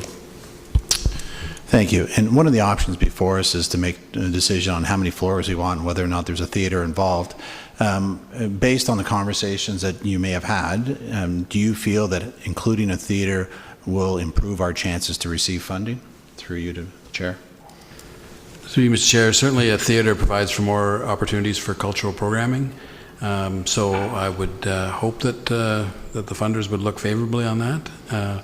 We, at the end of the day, once we know the scope of what council is looking for, we'll make sure that we tailor our asks to to the programs in terms of the various qualifications and criteria there may be for the various programs. So one particular grant might apply more to a theater than another grant, but we would attempt to modularize the uses and also modularize how we go after funding. And finally, through the Chair to you, in terms of the process, and I kind of remember this from the JOC, which we did last term, is that we had multiple reports come back to us, the JOC, and each one really was talking about the cost to build the Joint Operations Center, and we went through Class D, C, and Class B estimates, and really the detailed drawings, the detailed costing really didn't come into play until the tender went out, and we had the RFP in front of us, and we made that final decision about whether or not to move forward. So in regards to the process, do you would say it's similar to that process, and that right now, we're continuing to move the ball forward, but really, there will be a stage later on whereby the RFP will come back to us, and that's when council finally commits funds to move forward or not. And at that time, there'll be detailed designs. There'll be a lot more of the details that some members of council are looking for. Mr. Nadarozny. Through you, Mr. Chair, that's exactly right. We do feel we're in a position sooner rather than later to do the laneway and the parking lot, which would be required to be built first anyway. So we could move ahead with that with a fair amount of precision.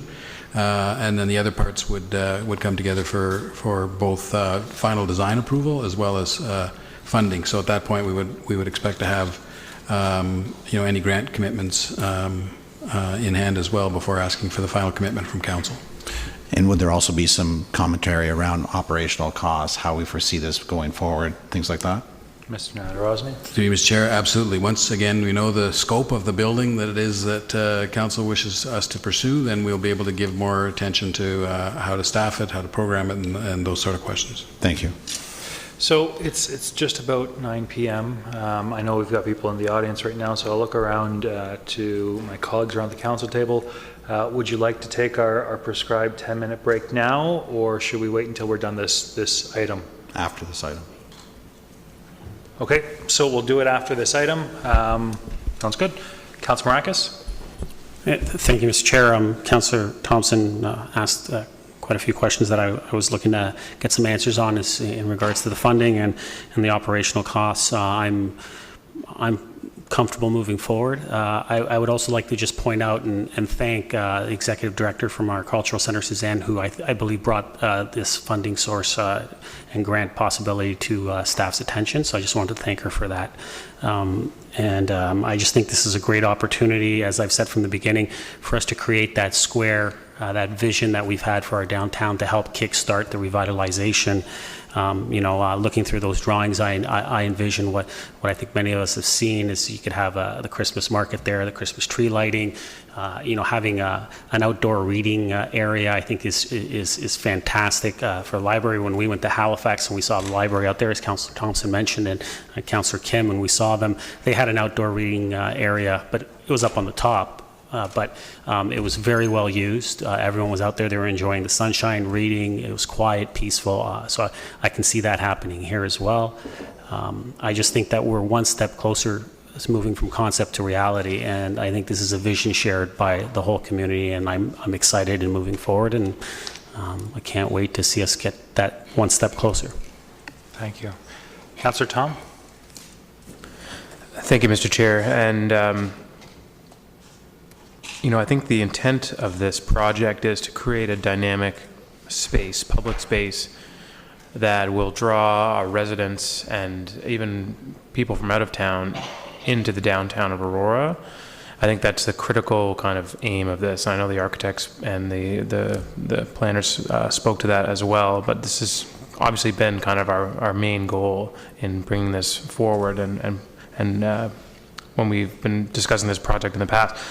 So I just think that it's key that we have year-round, programming options for both the space. Obviously, the addition will be year-round because it's indoors, and certainly through discussions with Doug earlier today and with the presentation, it seems that a skating rink of some description is at least now part of the plans moving forward. I think that's critical because it is one of the key features of Canada that we do have a pretty long cold winter, at least most years, and I think, but it can be temperamental in terms of the fluctuations in temperature, and obviously we have great outdoor rinks as it stands, but none of them can really withstand the kind of temperature fluctuations because they're not refrigerated. So I think having an ice skating rink that can mitigate those temperature fluctuations and be usable from, I don't know, whatever it is, November to March or whatever the time frame is pretty key because, again, it just creates reasons for people to want to come downtown, and obviously we're looking at some of those economic spin-offs from people gathering in the downtown area and then wanting to go for a bite to eat after or go for a drink or whatever. So certainly in favor of moving forward at this stage. I brought up the Chateau Laurier. Again, I'm not being critical. I know we're in early stages of design. I think the design looks great. I think to my eye, and it's beauty's in the eye of the beholder, I think something a little bit more complementary. You can't mirror, you can't recreate because you end up destroying, I think, architecture when you try to do those things. It's impossible. But I think there are ways to both mitigate the kind of heritage neighborhood that this is in and also really create a fantastic looking space. I know it, I'm not sure what people think of it now. I think right across the street, Trinity Anglican Church is a beautiful example. The Anglican Church, I think it was built in the 1880s.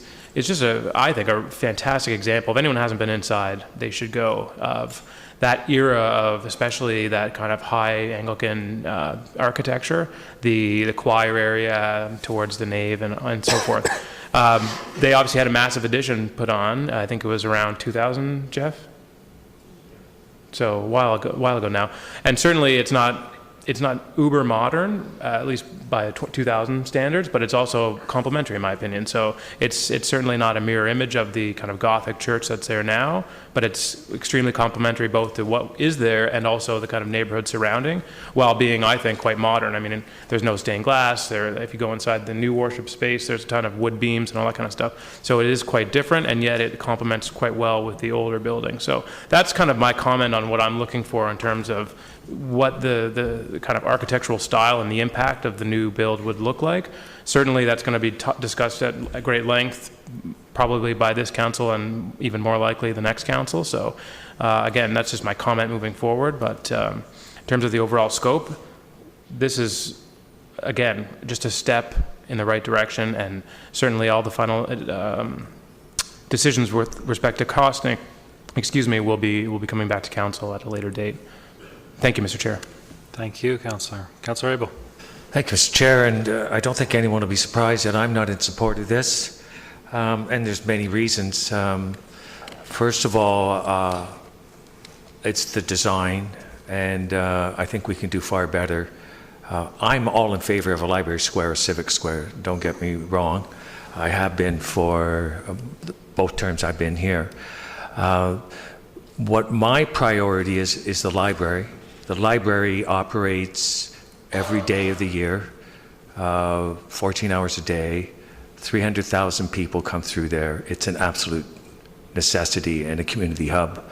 And whatever we do, we should be able to complement what they do and not hinder them. By removing the parking lot right off the bat, it speaks where we're going right away with the design.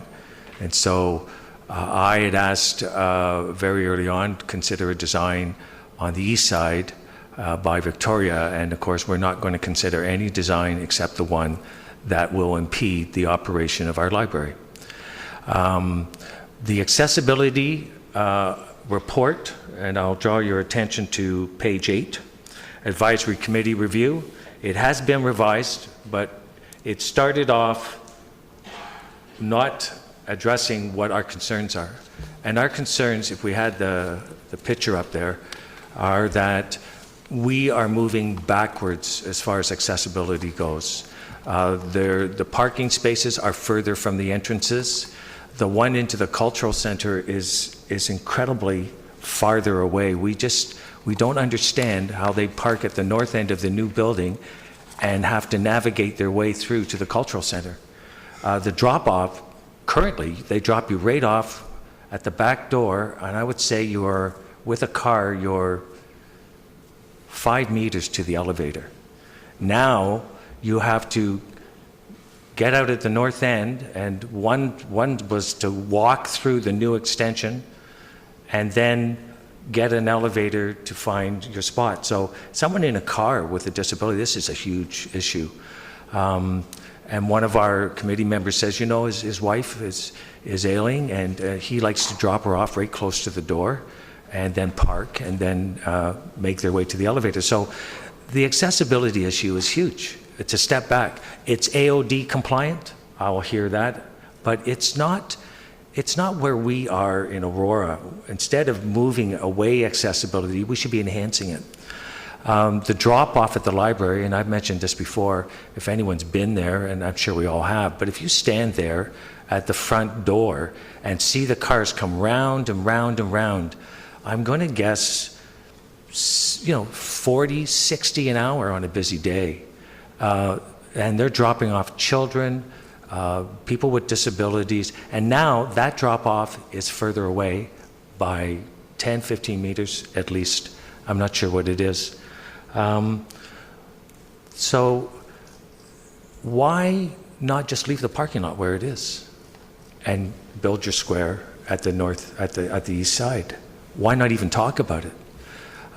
Why go to all this disruption to the library? Library, came to us with a strategic plan, and they said, we need more space, we're growing, and they gave us a very in-depth consultation. If we're spending money on anywhere, we should be spending it on the library. 300,000 people, and I'm not slighting our cultural center, they're at 30,000. But we're not removing and impeding their operation.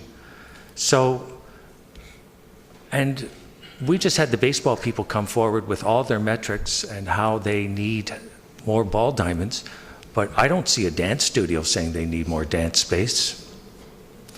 I don't see Theatre Aurora coming to us and saying, look, we're operating at maximum capacity to maximum, we need another theater. So why do we need a theater?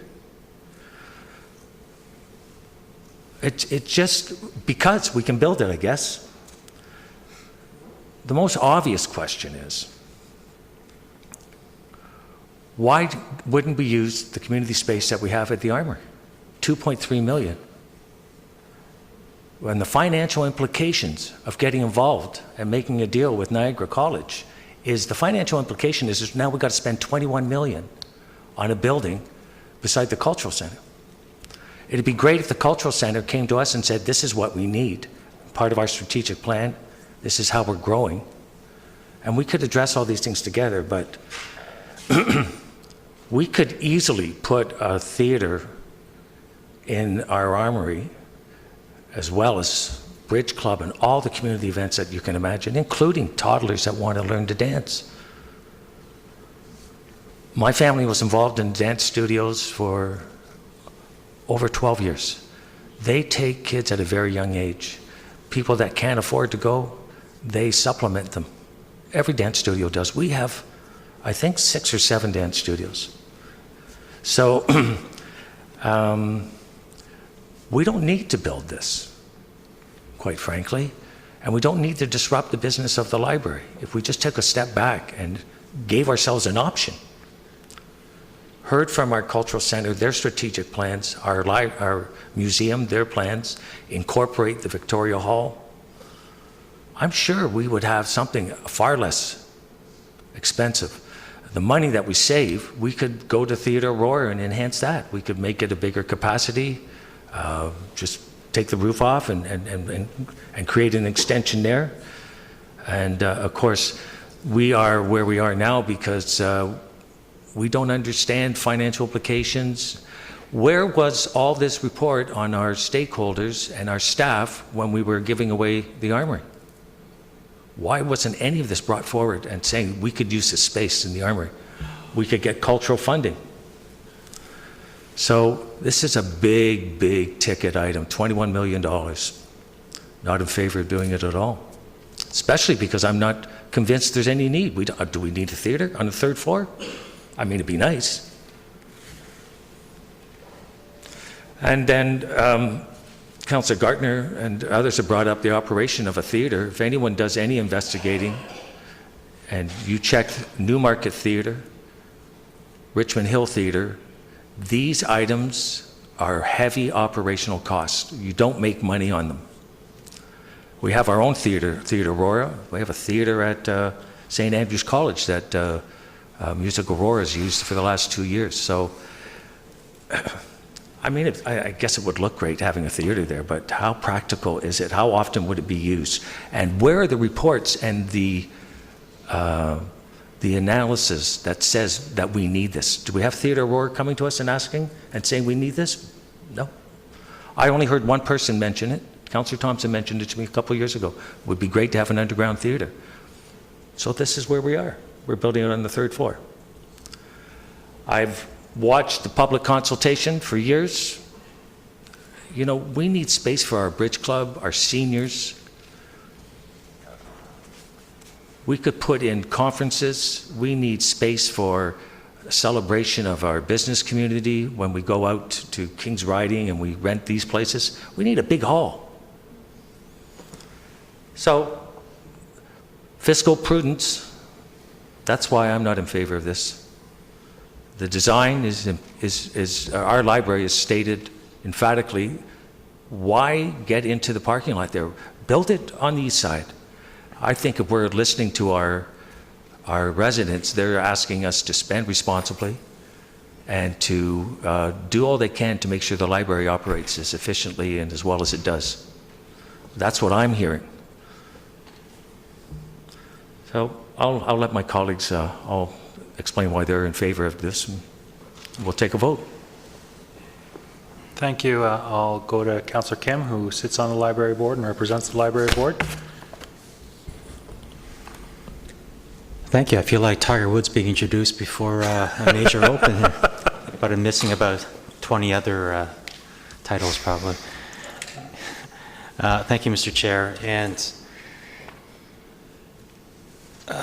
I heard Councillor Abel, and a lot of things went through my head, but now as it's my turn to speak, it's kind of drawing a blank. But I would have to say that, recent, analysis and reports in the American public, it shows that 20 percent of Americans have visited a theater or a performing arts facility in the last month. And so 20% of 350 million people, that's a lot of people. And considering the broad diversity of people and demographics in the States, I don't see that would be too far apart from the results here in Aurora or York Region. So, I think there's a place for I don't think this is necessarily a performing arts center, but having an additional space for theater is a wonderful thing. But, that said, this is just what do you call it? It's just I forgot the word that was written. It's just a draft. Nothing's written in stone. It's a placeholder. It could be a theater. We could still change it to something else if that's decided later on. But the question I had, the original question I had through you, Mr. Chair, to Mr. Adrasny or Ms. McDougall, is about the Canada Spaces or Canada Cultural Spaces Fund. I see the list of approved projects. I think the most recent ones I see on the Government of Canada website is 2014 and 15, and I see a grant there in Richmond, BC, and I think that's where Suzanne's from. I'm not sure if she took part in that. I think I recall something like that. But I see, I think it was $500,000 for Richmond. I see $2 million for the Fathers of Confederation Buildings Trust and PEI, and $500,000 for the Hummingbird Center here in Toronto. And in the report, it states that we can max out at $15 million for our facility. And I'm just like to ask staff how realistic is to max out on that $50 million, given all the other projects are nowhere close to that grant level. Mr. Elliott? Thank you, Mr. Chair. These are excellent questions. The Cultural Spaces Fund in Canada is apportioned by province as well. And so then there are provincial administrators that administer the allocation that was given to Ontario. I was speaking to one of the senior program administrators there, and this project clearly aligns with what they're about.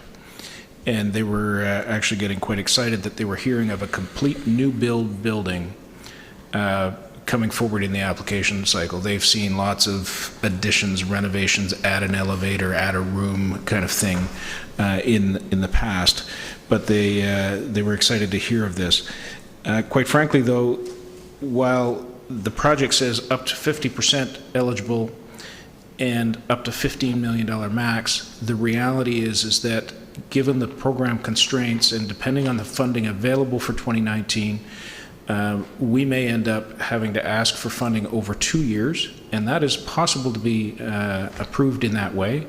But we're also looking at other grant opportunities and other programs of the federal government as well as the provincial government. And so this is just one opportunity that we're pursuing. We will be pursuing anything that looks and smells like it would fit, and see if we can't get a piece of that action as well. So what's the reality? These are the maximums. Is it likely? Personally, I'm not certain of that, but what is likely is that we will find other grant funding as well. Thank you. And what I'm glad, even if we only receive $500,000 or $1 million, that's $500 million that we didn't have. And so, I'm strongly for pursuing that avenue of funding. In terms of fiscal prudence, of all people, I like to be prudent with my finances, and I think I've demonstrated that, and I think all of council, we've demonstrated fiscal prudence over the last 4 years. But I don't think that's a great argument to not go ahead with Library Square. If we were fiscally prudent, we would have no facilities and might as well just stare at the bank statement and all the reserve funds.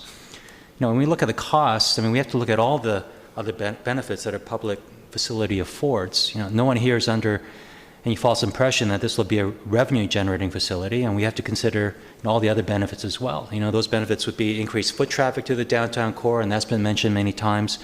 Increased business to the surrounding businesses, aka economic revitalization, and just pure enjoyment for the residents.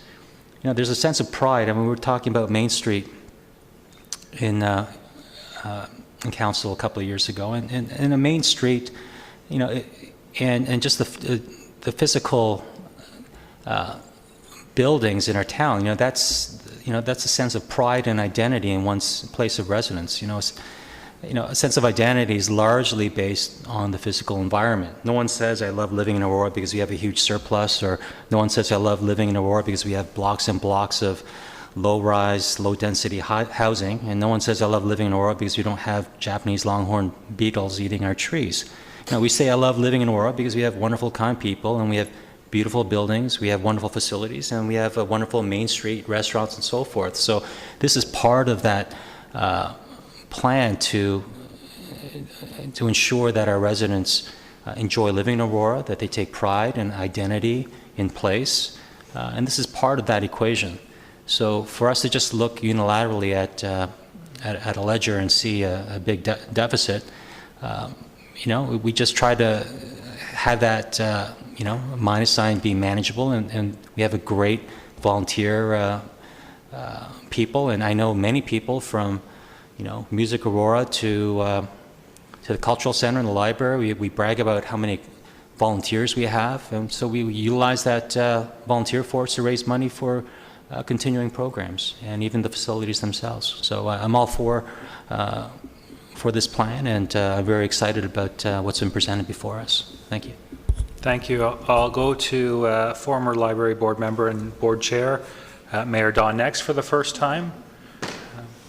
That was going to be part I was going to say. Mr. Mayor? I'm not really sure where to start, Mr. Chair, because I find, quite frankly, some of the comments made offensive. So I'll just stick to the positive side here. As you pointed out, I was on the library board for 7 years. I chaired it for 4 years. So I think if anyone has a fairly good sense of how the library operates and the value to our community, I think I can claim that. I can't see how in any way this would impede the library. I can't make that connection. If we're looking to give credit or blame on the concept of a theater, I think I spoke to it before Councillor Thompson, but that's neither here nor there. I think it's a fabulous idea to have that. The comment was asked, should we, where's the need for this theater? I emceed the Aurora Community Band, who played last Saturday night at Trinity Anglican. Fabulous band. If you haven't heard them, you have to go hear them. And the director, Gord Shepard, said, we would love to have a new place to practice. We're looking for something with great acoustics. Miss Bonnie Kraft is in the audience tonight. She's original member of the board of the Cultural Center, and she and her husband have been very generous sponsors of world-class musicians that other cities, major world cities, would kill to get. We have had them here in Aurora. I don't think that we do those people justice by not providing a world-class facility for them to play in. I don't think that the crowds would love to have that facility. So I think it would be fabulous to have that. It would be an incredible draw. It would be just unbelievably good for the quality of the people that we get coming to our town. And Councillor Kim stated it very well. No one has come up to me and said, wow, I just love the way you plow the roads. I'm going to move here. But they do say, we love concerts in the park, we love the Cultural Center, we love the library, we love the services that the town provides.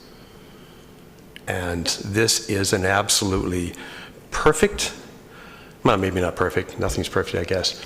This is, in my opinion, the right facility at the right time in the right place. We are bringing, I think, an incredible advantage to our town, and that's what we have to focus on. How are we going to make it, what's our differentiator? And that's, I believe, one of the differentiators. I'm starting to sound like my father, but my father always used to say, a cynic is a person who knows the cost of everything and the value of nothing. This is the right place at the right time, and I guess I should throw some facts in here through you to either Mr. Ramuno or perhaps the CAO. What are we actually voting on tonight in terms of cost? Mr. Nadarosny. Through you, Mr. Chair, the proposal, the recommendation as worded would allow us to use existing funding that has already been allocated to move ahead with the laneway and the parking area.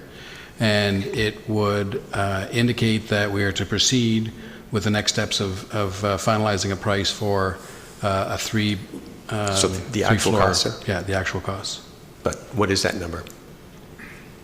Of the total project? Mm-hmm. It's the option one is 21.3 million with the 25% soft cost. But are we voting on the 21 million tonight? No. You're giving a sense of the order of magnitude that we are to proceed with planning. So, thank you, Mr. Chair. I think I've said enough. Thank you. I'll go to current library board member, Councillor Humphreys. All right. Thank you so much, Mr. Chair. And I've been listening very carefully tonight, and it surprises me. We've talked about revitalization of our downtown core since I've been on almost 8 years, and before that, and many years before that. And I personally think we've let our downtown heritage district and the heart of our community down because we've done nothing until now. And I'm not discounting that previous councils have tried. They have. But this is what happens. They get bogged down and they start questioning, and it's not a good idea, and back to square one. We've had, I don't know how many planning meetings previous to this last 8 years. And in our term, I don't know how many we've had, maybe 4, 5, 6, 7 planning meetings. And the residents have spoken clearly. They want this. It may not be absolutely exactly what everybody, would love to see, but I think it encompasses all the amazing ideas that, bring us together as a really special town. This Aurora is unique. It is special. It has a beautiful feel, small town feel. We all love to live here. We work hard. We like to play in Aurora.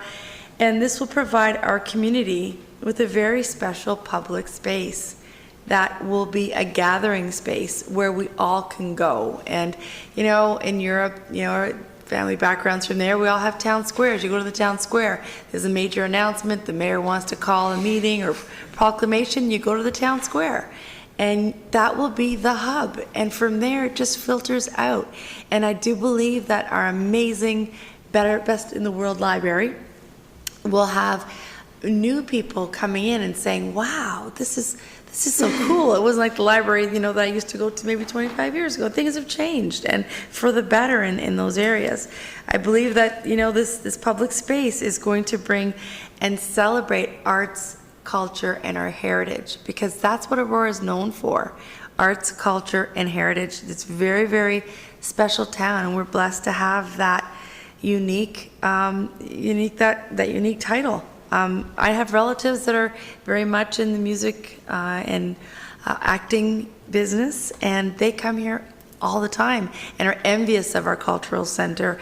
And when they heard about the library square, they're like, oh, you're going to enlarge, the area. You're going to make more programming space. So it does bring economic attraction from outside communities. It is going to be a destination not only for Aurora residents, but for outside individuals. Yeah, it's expensive. You know what? It sure is. But you know what? Our residents are worth it. Why do we live here? Because, you have to invest. You have to invest in your community. You have to do it smartly. And every decision will be made very carefully. Everyone that sits here, I believe, do understand their fiduciary responsibilities. I would never question anyone in that fact in any one of these seats. We all want to worry about that and tax implications. Absolutely. We live here too. I'm a resident, right? Like, it affects all of us the same way. From my perspective, I want the best and wish the best for our community. This is a wonderful project. I'm really proud that we got here. I know those previous councils have tried really hard, and this is what starts to happen, and it really, it disappoints me. But you know what? It's going to, I believe we're going to keep moving through, and at the end of the day, it's going to be an amazing project that all of us will be proud of. So for me, I'm looking forward to approving this evening. And, you know, just moving forward and seeing this come to fruition. I'm excited about the next council that comes in and continues and builds it even further and sees it come to light. So for me, it's great, and I cannot wait. Thanks. Thank you. Before I go to former board member, Councillor Gartner, I just want to point out that the inference that if we move forward with this, we're damaging the library. Can I say one thing? Not yet. I think if you were to ask me and look back on history, this would be the council who has had the most number of members who have sat on or are currently sitting on the library board. I believe that we've got 1, 2, 3, 4, 5, 6, 66% of us, 2/3 of us have sat on the library board. So an inference that if we're moving forward on this, we're not speaking for, you know, on behalf of the library, we're not doing something that's good for the library is absolutely absurd. I also, to Mayor Dawes' point, you know, he talked to the advocate that we have in Bonnie Craft. What he left out, you know, being very humble, we have a Grammy-winning classical musician who is a real advocate for music in Aurora, who's helping promote and bring in world-class talent in Aurora. Now, with that said, I'm not 100% convinced that we have the current capacity to have a theater, a new theater in Aurora. I've heard that the theater in Richmond Hill is struggling. I've heard that the theater in Newmarket is struggling. You know, I worry a little bit about saturation levels. With that said, I'm willing to consider what we have on the table. I think event space would be fantastic to have, and I'm pretty sure that's why the theater's being promoted and set up in the way that it is to allow for event space, so that we don't have to travel outside of Aurora to hold big events anymore. I think that's an important thing, is to be able to hold those big events in Aurora. How great would it be to you know, use a partnership with Niagara College right down the road to provide food for you know, an event taking place in there. I see the partnerships. I see the benefits to the business community as well. So I think there's a lot of good going on here, and I think that to Councillor Humphrey's point, it is expensive. Nobody's around, no one sits around the table saying, what's the very baseline lowest common denominator that I can appeal to. I mean, if this isn't important, if culture's not important, you know, we wouldn't sit around this table talking about the need for a powwow and promoting a powwow, because culture is important. And you know, this is one of the facilities where we are building that.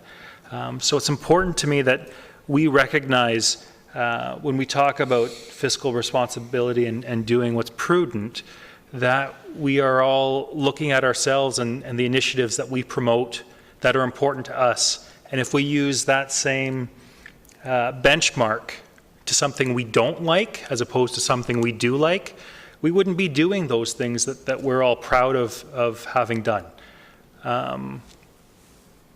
So that's my perspective. I think everybody around this table is proud of the facility we have in our leisure complex that got renovated over the last term. That cost money. I think the town is better for it, and I think the town will be better for it after, this moves forward as well. So Councillor Gertner, Councillor Tom, you guys are up next. Thank you, Mr. Chair. So much to say. First of all, I would like to thank the library. The library provides Aurora with a wonderful cultural venue, has done a great job of transitioning, serves so many people. Hopefully the new CEO will be involved in this process as well.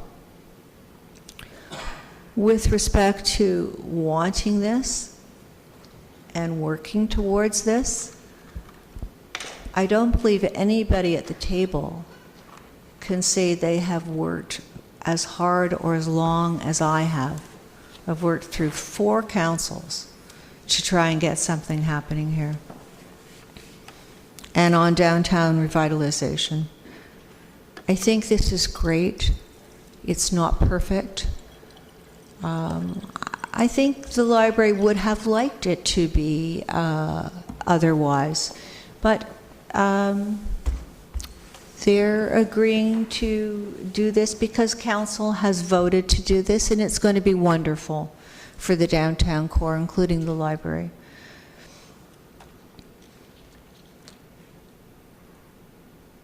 Has anybody consulted with Theatre Aurora?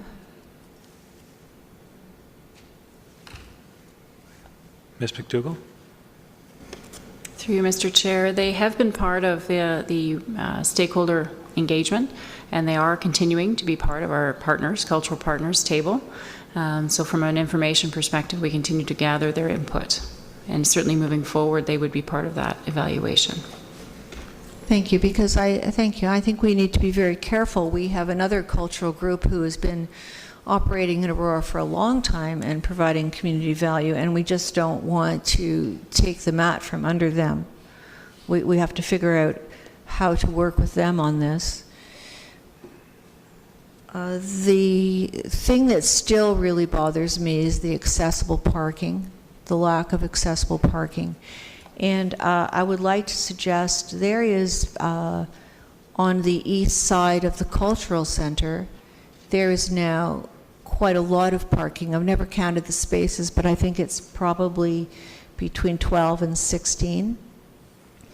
And if we are going to have a passage and an elevator, I think that, I know the design makes it look very pretty to have plantings and grass, but really I think it's a higher purpose to make sure that people who need accessible parking have it. So I think you can make parking lots look pretty. They'll still look like parking lots. But I think before we take away that parking, I think that would be great accessible parking. Then we could leave the 2 spots that are at the library dedicated to library parking. I still think we need to find some more accessible parking at the library. And at one point we were talking about using that ramp that we have at the front of the building onto Yonge Street, trying to do something with that, because that really is an accessible, truly accessible spot. So hopefully we can continue to work on that.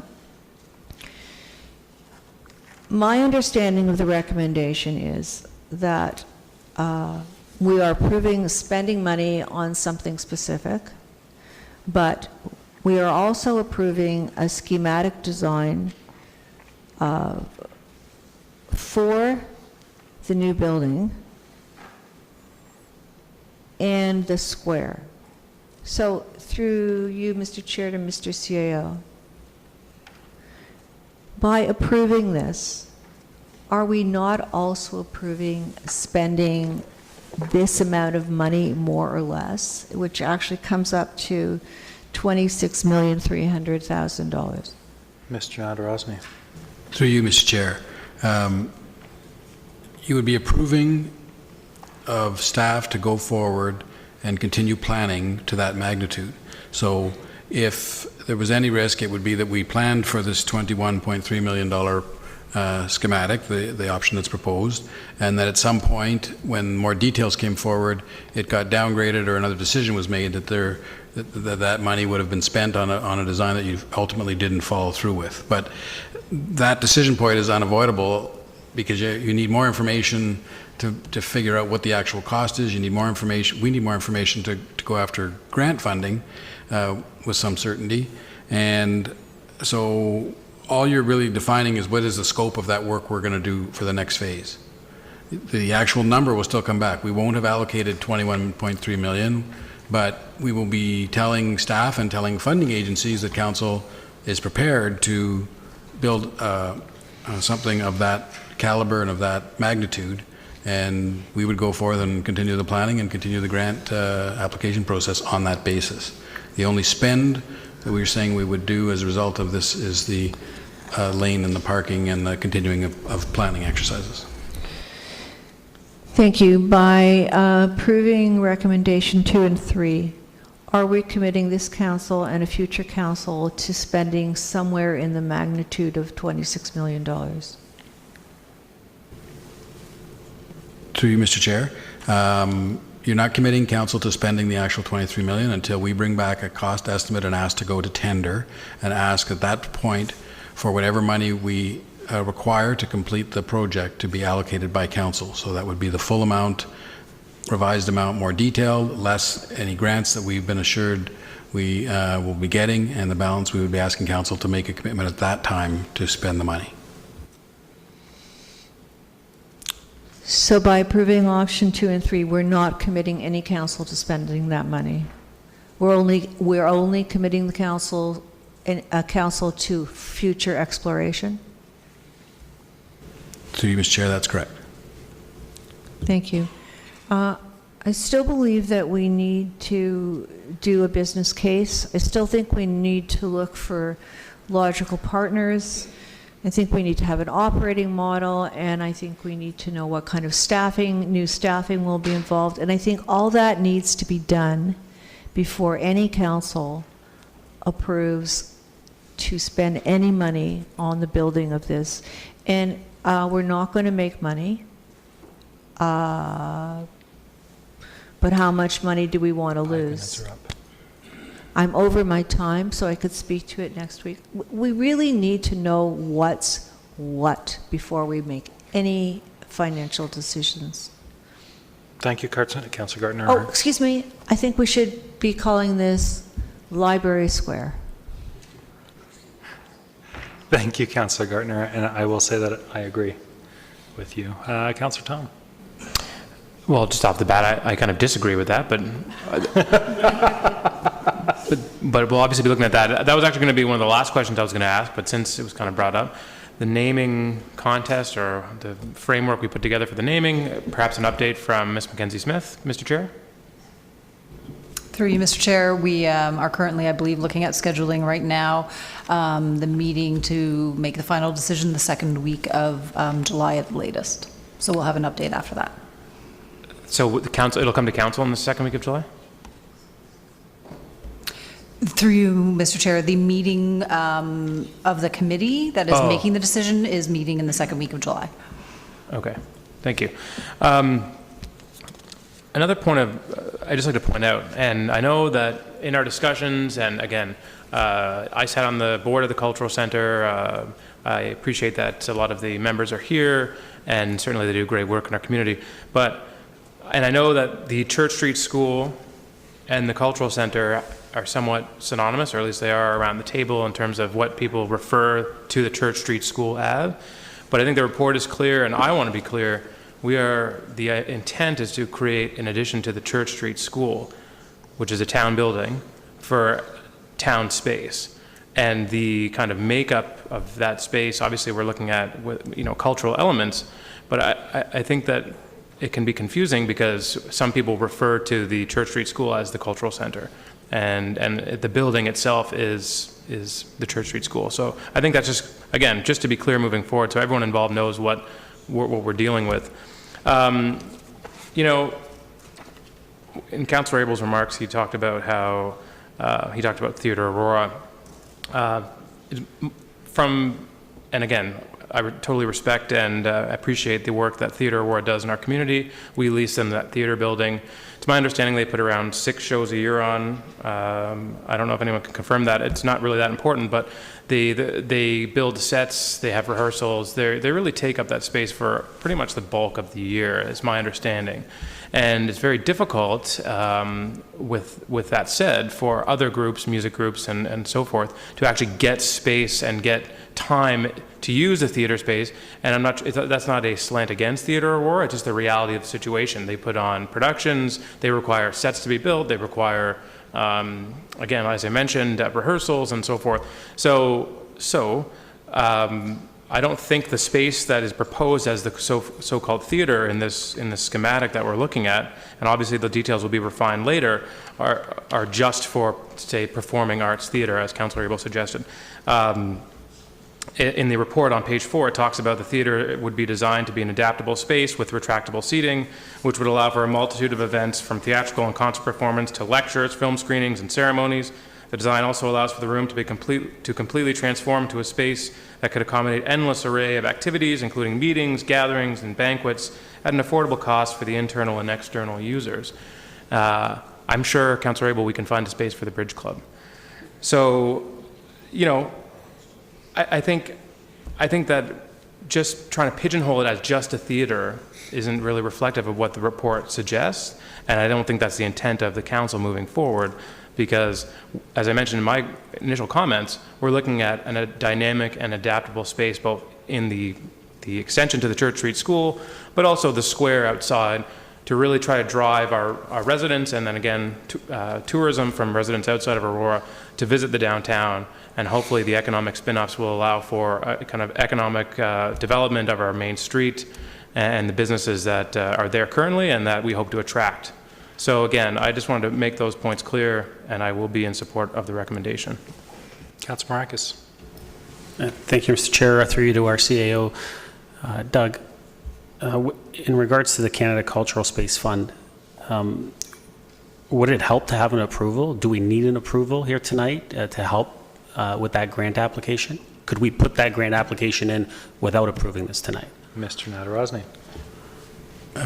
Through you, Mr. Chair, if nothing happened tonight, then we don't have a case to go apply for anything because we don't know what the scope of that is. So our understanding is that with approval of this type of a motion, we would be on the ground floor of the application process. We'd be a legitimate entity to go after the funding. It may be, however, that before we would actually get a formal allocation of funds, it may be that another level of certainty is required by council in terms of a commitment of a balance or something like that. I won't speak for the granting agencies. These things sometimes take on a life of their own, depending on the size of them and who's pushing them and so on. But we would certainly be in a good place to make application. Thank you, and that's what I thought. And I mean, I think we can all appreciate, we all understand that the federal government, the provincial government, is very, how should I say, strict when they're handing out money. So they want that certainty. So I think that this is a step that's needed for that application process to be able to look at getting that funding. So thank you. Councillor Abel, second time. Thank you. So just so we're kind of clear on a couple of items, I wasn't really speaking specifically anything about the library except the obvious that they have to, in their operation, relocate their delivery, relocate their parking, relocate their turnaround spot, drop-off. And so I was just speaking to that would not help their operation. They have to make accommodations. And they have to make it because we've made up our minds that that's the design. I don't know that I can officially speak if they would prefer something else, but if we left the parking lot and everything as it is, it would make sense that that would be probably preferred. And that's an option we haven't considered. We are committed to this design. The design lacks accessibility. I won't go into that. It's very clear. We're going backwards. But the main point is I'm all in favor of a library square. I'm just not exactly in favor of what we have before us. I understand that the benefits of a library square and the cultural hub and et cetera, et cetera. I've been for it, not as long as Councillor Gardner, but I was all for it last term, and then it got stopped in its tracks with the Seneca Incubator Hub, and then I put up the notice of motion twice this term. I just decided my idea was just doing it a little differently, and that was to involve the community, have a committee, and much like we do when we do community recognition awards, make it a wholesome, and we can vet and work together. But I'm all for a library square, just because I think this design could be improved in a number of ways, is all I'm saying. The main thing about fiscal responsibility and cultural grants and a dynamic cultural hub that is multi-purpose, we have it, or we had it, but we still own the Armory. That is a perfect place for everything that we've described. But we gave that away. So now, the financial implication is instead of spending $2.3 million and going to the cultural heritage for helping and funding, we're now going to build $26 million. That's my point. All those in favor of the motion? Any opposed? I'm happy you got your hand up high on that one, Councillor. I wasn't sure how you were going to go. That carries. So we'll now take our 10-minute break, which is late by 50 minutes, but I'll see everybody back here promptly at 10.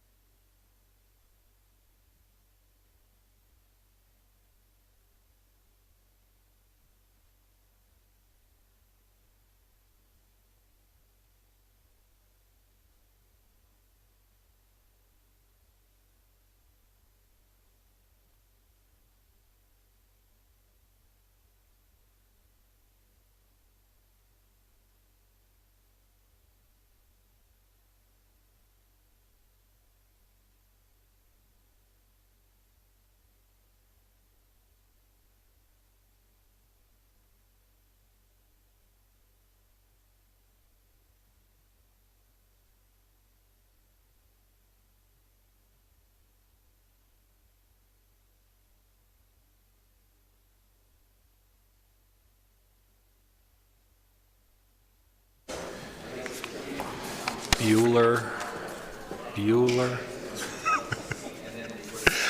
Can I get everybody back to the table here?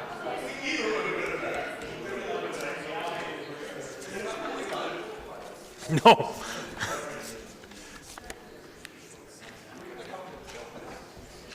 Councillor Kim, if I can bring you back. Councillor Abel, I see you out in the hall. Our 10 minutes are up.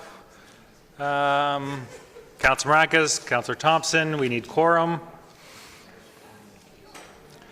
Just one person, please come back so we can move on with the issues at hand. Bueller.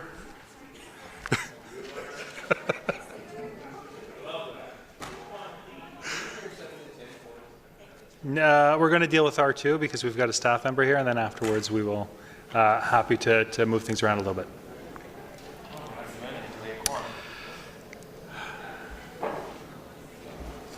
Who are we waiting on? One person? We need one individual. Everyone's out of campaign.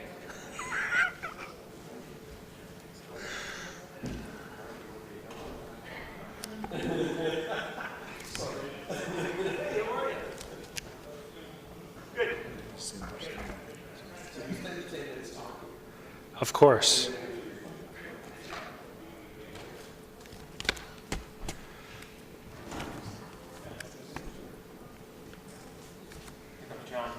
Wonderful.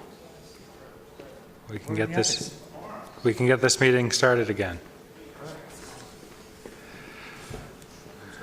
So we've got item number R2. I will look for a mover and a seconder for the staff recommendation. Mayor Daw, seconded by Councillor Kim.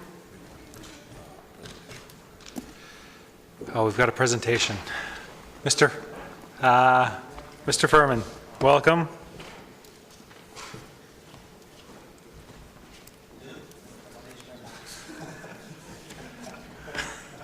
The floor is yours. Thank you.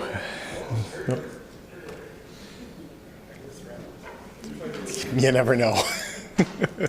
Thank you, Mr. Chair, Mayor, members of council.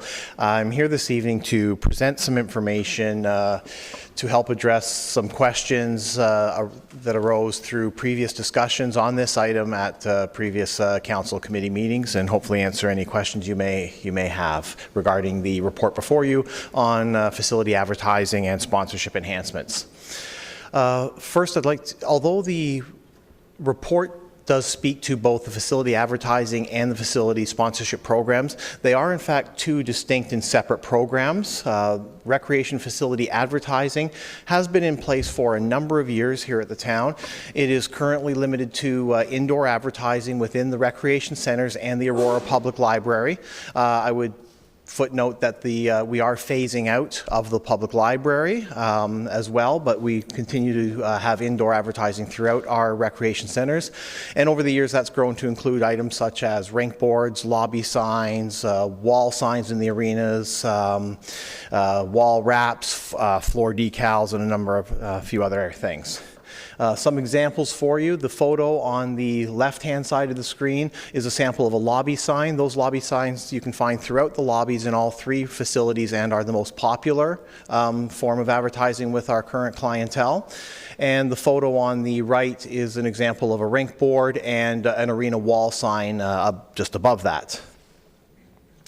Some additional examples for clarification on the photo on the far left is a sample of our digital displays. What you see there is one of the large backlit kiosks which are found in all three of our centers, and above that is a monitor which in different locations takes on different format, which may include advertising, community bulletins, and broadcast television. The photo in the middle is an example of the motion-activated digital displays that are found in a couple of the washrooms within facilities. And then the photo on the left is one of the floor decals. This particular one is in front of the FAF arena at the Stronach Aurora Recreation Complex. Recommendations for facility advertising in the report before you speak to the addition of outdoor facilities to meet client demand, as we've had a growing interest expressed by our clients over the past couple of years to have opportunities to advertise in outdoor recreation facilities as well. Specifically, we're speaking to ball diamonds, rectangular sports fields, bleachers, and outdoor structures such as washroom buildings or electrical shacks. What we're not including in that is playgrounds and splash pads for advertising.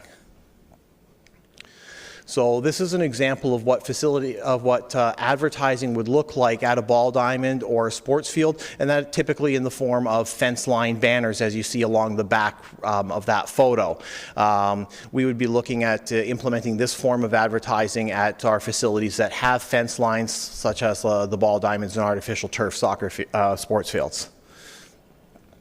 If you can see the photo there of the washroom building, that's a sample of what outdoor advertising could look like with that decal. It's two people riding a bicycle with the brand, the company name on the top.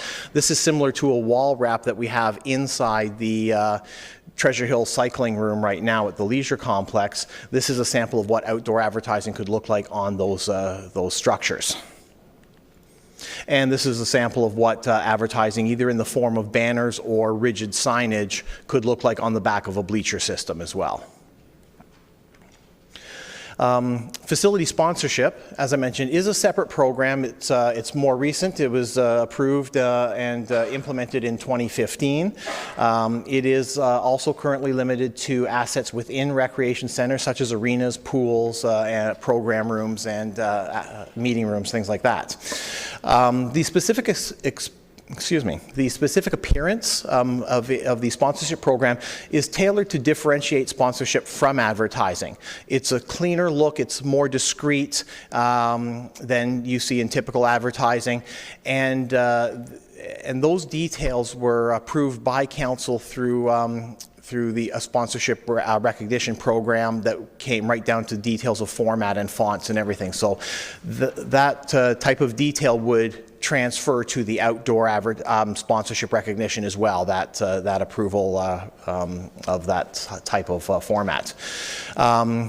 Other forms of recognition that go along with the sponsorship, in addition to the signage, include things like naming the facility on permits as they're issued to user groups, naming the facility in the program guide or promotional material where applicable.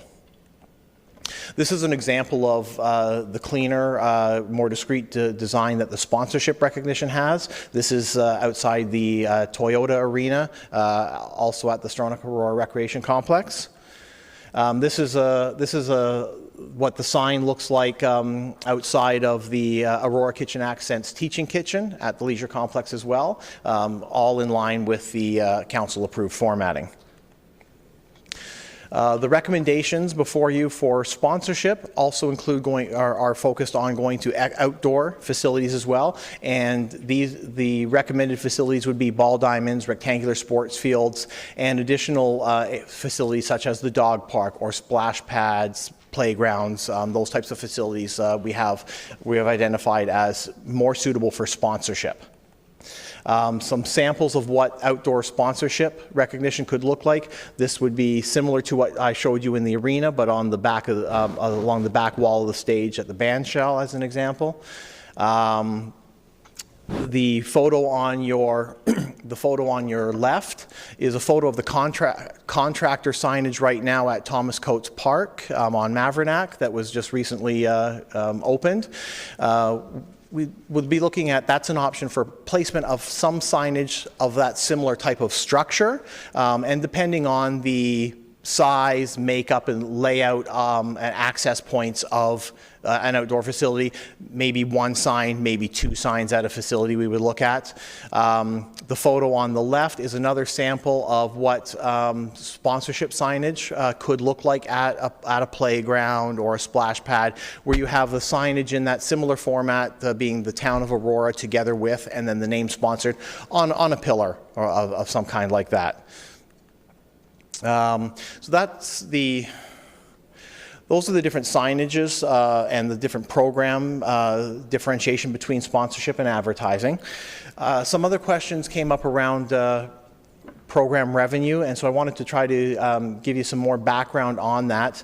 The advertising program has been in place for a number of years, but I could go back to 2009 and identify that at that year the program generated $21,000 in gross revenue. I'm not able to stipulate net revenue on that because at that time it was combined with other programs, so it's hard to differentiate what was specific costs. But for gross revenue, it was $21,000. In 2017, the gross revenue of the two programs was $155,000, to compare apples to apples, an increase of 625%. What that's demonstrating is that we're reaching capacity with the current program. While yes, there is some space available, there are some assets available, we are reaching capacity in some of the areas, and a lot of our clients are requesting to look at other opportunities, and they have been specific to outdoor facilities. To try to look at net revenue, this chart shows 2017, both gross, shows program expenses including salaries and operating expenses for the two programs combined for a net revenue of $93,500. What we're projecting for this year, if the new programming is implemented, the enhancements are implemented, we're projecting a net revenue of up to $103,000 and change this year, up to approximately $106,000, $107,000 in 2019, and then up to $120,000 in 2020, and then we would continue to see program growth as we have in previous years as is. And that is the presentation. Thank you. I will look for a motion to receive the presentation. Moved by Councillor Tom, seconded by Mayor Daw. Just to streamline things, because Mr. Furman is a staff member, maybe we'll hold all questions until we get to the actual item, if that's okay with everybody. Perfect. All those in favor? Any opposed? That's carried. We'll move on to the actual item number 2. You're still on the hot seat if there are any questions. I'm looking for a mover and a seconder of the staff recommendation. Mayor Daw, Councillor Kim. Comments or questions? Councillor Tom.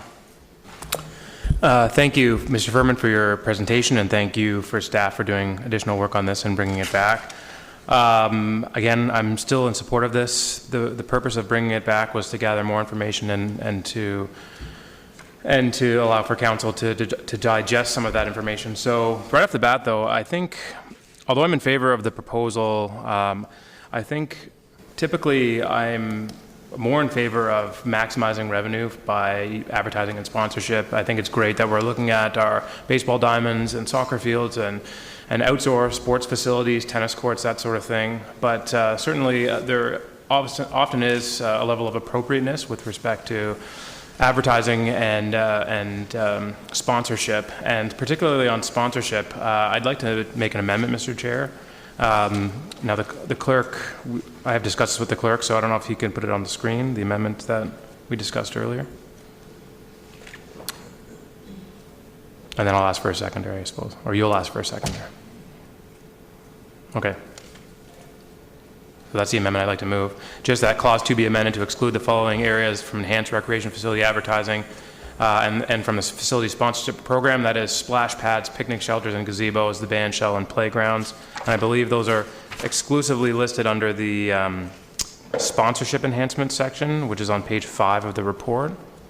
And if I get a seconder, I'll explain why. I will look for around the table for a seconder. Councillor Thompson. Thank you. You still have the floor, yeah. Thank you. And just to point out, I think, you know, the sponsorship enhancements to ball diamonds, rectangular sports fields, I mean, we have great success with Canadian Tire, I believe, sponsors the pool at the Sark. We have Pfaff Motors, we have McAlpine, we have various businesses in town that are partnering with the town, generating revenue to help us with the operating costs and delivering programs and services. And it's just, to me, it makes sense to expand that to other like facilities, like a ball diamond, soccer or rectangular sports fields, I should say, skateboard park, tennis courts, those sorts of things. But certainly, at least in my opinion, I was uncomfortable with some of the suggestions, and that's why I thought it would be prudent or good to take them out. And for two reasons. One is I think there's some things like the band shell, which I think, to me, if we're going to rename the band shell or do anything with the band shell, it should be more of a significant renaming, as some figure from our past that wants to be honored or something like that, similar to the Tim Jones Trail, for example, or the Klaus Wurmberg Trail. To me, to sponsor that out wouldn't, I don't know, I wasn't comfortable with it, so perhaps council disagrees. Playgrounds, I just don't see there being much of a market for that, and also, I think you can get a bit granular with sponsorship. I think the bigger items, the bigger marquee places where people play and those sorts of things, especially sports fields, are a bit more appropriate. Ditto for picnic shelters and gazebos and the splash pads. To me, I think we should be looking for sponsors of the major facilities in the town, and especially the sports facilities. So that's my rationale. Thank you, Mayor Daw. Thank you, Mr. Chair. And so just to be clear, because we actually had the kickoff today at the band shell for the concerts in the park sponsored by TD Bank. So that would not exclude that. We're just to be specific, I just want to be clear. Yeah. It's the band shell itself. So it's not, you're at the band shell, not the TD band shell. That's my point. So I just think that if we're going to rename the band shell, in my opinion, it should be named after someone, a historical figure or something. Thank you. Councillor Thompson? Thank you, Mayor Daw. I asked the same question I was. I just want to make sure it didn't preclude hanging a TD banner, so to speak, to promote concerts in the park. So asked and answered. Thank you. Perfect. Councillor Gardner? Thank you. Is TD, through you, Mr. Chair, is TD sponsoring all of the concerts in the park?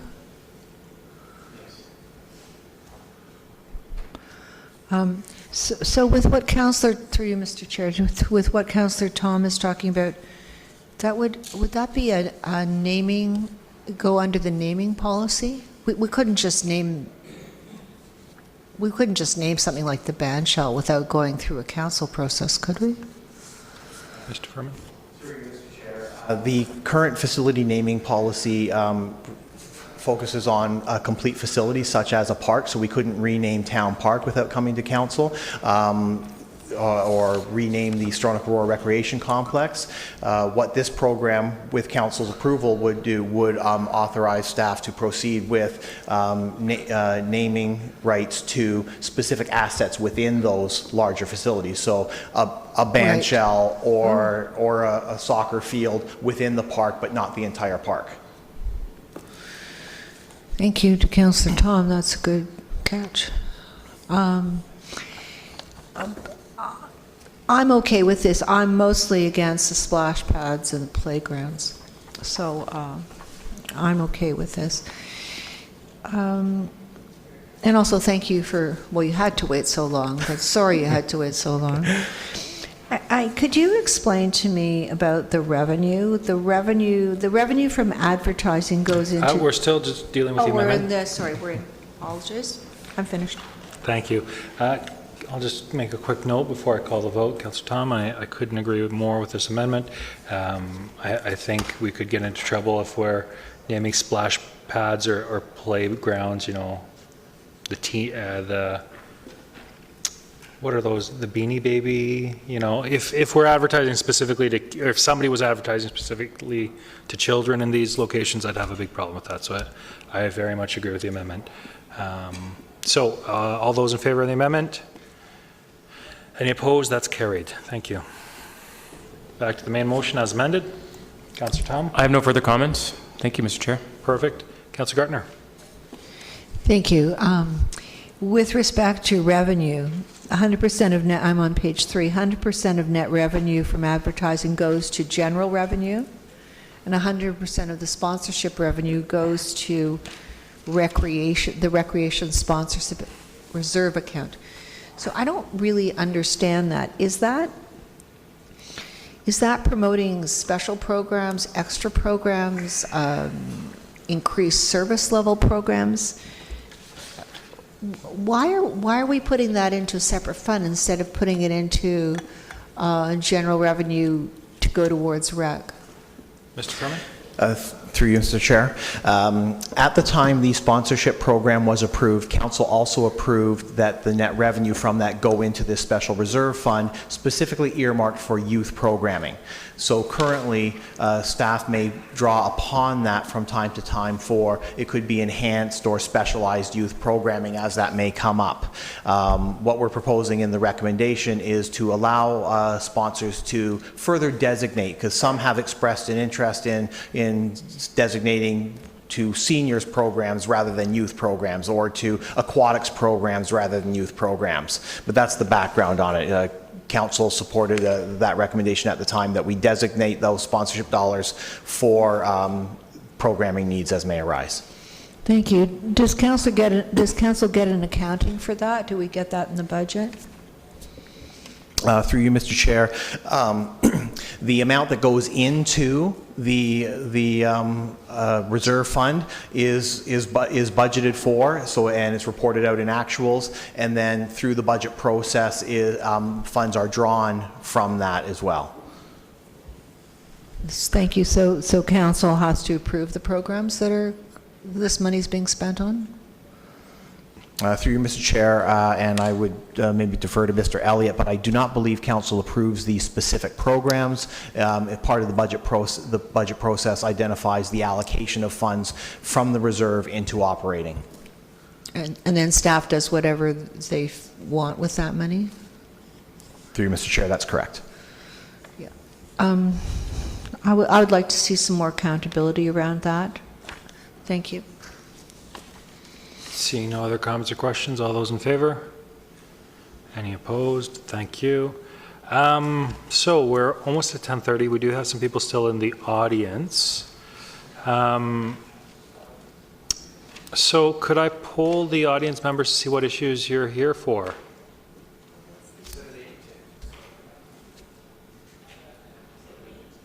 Eight? And there's somebody here for 10, I heard as well. 7, 8, 10. Nobody here for 9? No? Okay. Before we move those forward, I'm just going to poll members of council to see if there are some items that everybody wants to speak to. There might be an opportunity to move a couple of these at the same time, and if nobody wants to speak to them, just push them forward. So does anybody want to speak to the menorah lighting? No? Okay. Does anyone want to speak to R4 with regards to the interim forecast update? Okay. So I don't see anyone speaking to those. Anybody want to talk about cleaning of catch basins? So I don't see anyone wanting to speak to that. We've got 7, 8, and 10.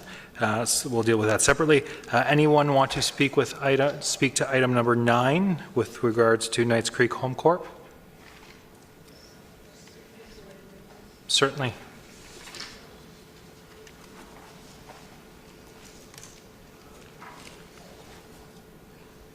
Councillor Gardner, you're okay with that? Okay.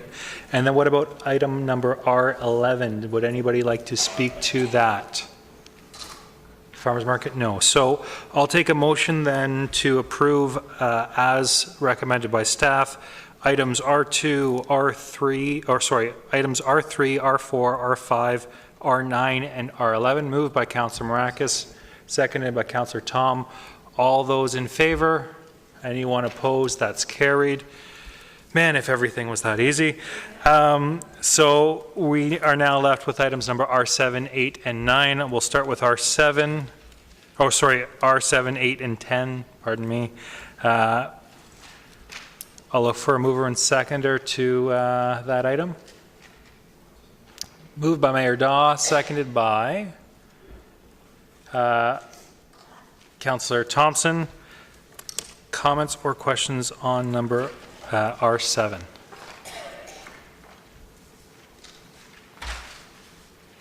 Councillor Tom. Thank you, Mr. Chair. Looking to the public planning meeting recommendations from March 28th, The second point of those recommendations was that the final site plan, architectural design, and building materials reflect and complement the heritage character of Yonge Street and the surrounding historic neighborhoods. Now, I looked at the rendering that we were given, and I didn't have anything to compare it to with respect to what was presented before, and I didn't have time to get that. So perhaps for next week, if there's a nice color one of these, maybe there's another one of the original presentation to see what's different. And I guess my comment is, I don't see a lot of change. I definitely see a lot of change with respect to some of the building materials that have been kind of changed out. Again, I don't have anything to compare it to, so it appears that there's more, say, like red brick or whatever. But I think the intent of the motion from planning was that the design itself would be reflective of the heritage character of the neighborhood. Again, it's in the motion. So through you, Mr. Chair, to Mr. Ramuno, obviously right now we're not approving the site plan. That's going to come later on. But, or this is the site plan we're approving? Zoning and site plan. So to me, this doesn't really respect what was asked for. And perhaps we could have been more clear at public planning. I thought that was pretty clear, or at least I thought there would be a bit more significant change. So perhaps you can comment, or where do we go from here? Because certainly I think we have a little bit of work to do with respect to the design. Thank you. And just before I go to Mr. Ramuno, we're getting close to 10:30, so I'll look to a motion to extend for a half hour. Moved by Councillor Thompson, seconded by Mayor Daw. Comments, questions on extension? Seeing none. All those in favor? Anyone opposed? That's carried.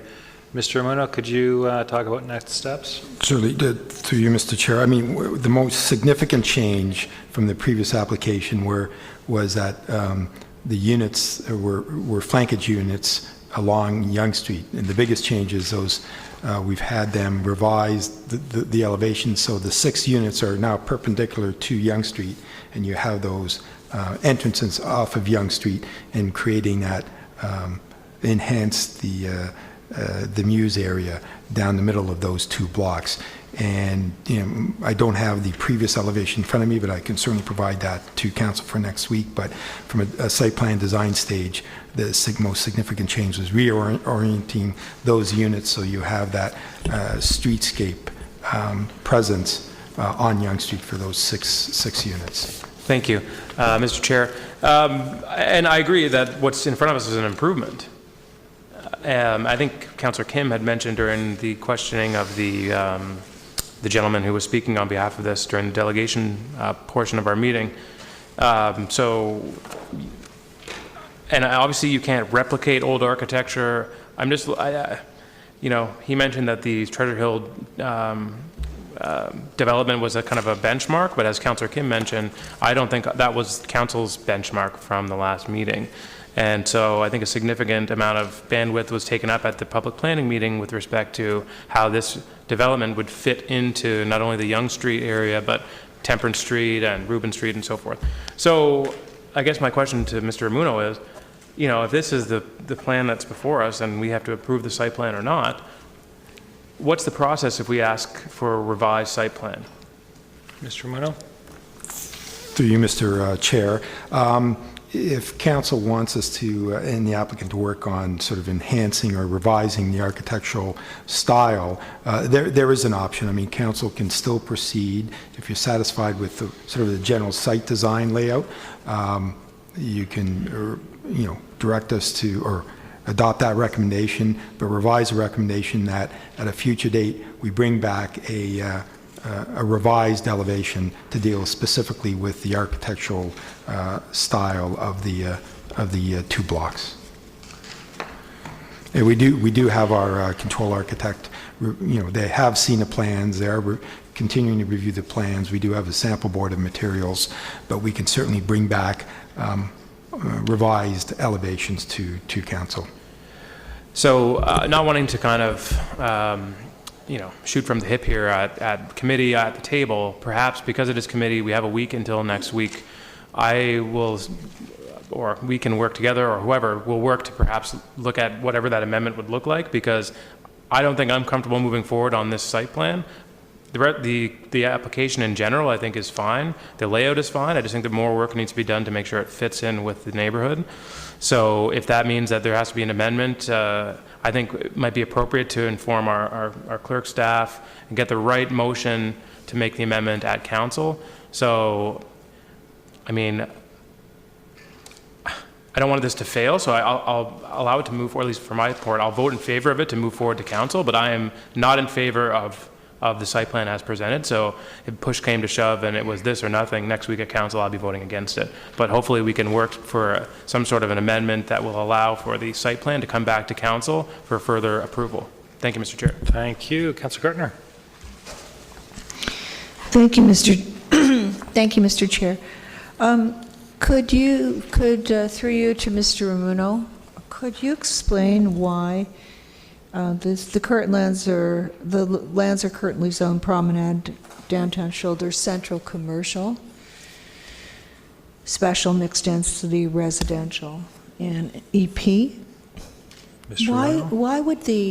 Why would the applicant be asking to have this changed to rezone the PDS1 and the R7 zone to a PDS1 exception zone? Mr. Ramuno? Through you, Mr. Chair. Again, we need to tailor the zoning bylaw with respect to the performance standards and some of those details to the site plan. So with every, zoning amendment application, we deal with them as exceptions. So even though it does have the promenade downtown shoulder area, to implement this development, the site plan, it'll have a site-specific exception number to deal with some of those exceptions that we've identified in that chart on page 5 and 6. Why wouldn't we have made it an R7 exception zone? R7 exception zone and environmental protection. There's no commercial on this property. Mr. Ramuno? To you, Mr. Chair, but again, it is within that promenade downtown shoulder area, so that is the appropriate zone at this time to consolidate the two properties. Because again, that R7 portion really relates to that back portion of the property, that very western portion, and then you've got that sliver of environmental protection, which will remain at the northeast corner. But the predominant, the majority of the property has that promenade downtown shoulder area zone. Okay, we'll speak because it makes no sense to me. We have a residential application, a residential proposal. Why we would, it just makes no sense to me unless there's something more I'm missing. With the PDS1 XX zone, the environmental protection still stays in place? Thank you. Could you comment on, well, this is going to be built very close to residences. Can you comment on the dust and the debris protection during this building? Because it's a strange topography, and it may just carry right up into their backyards and houses. Mr. Ramuno?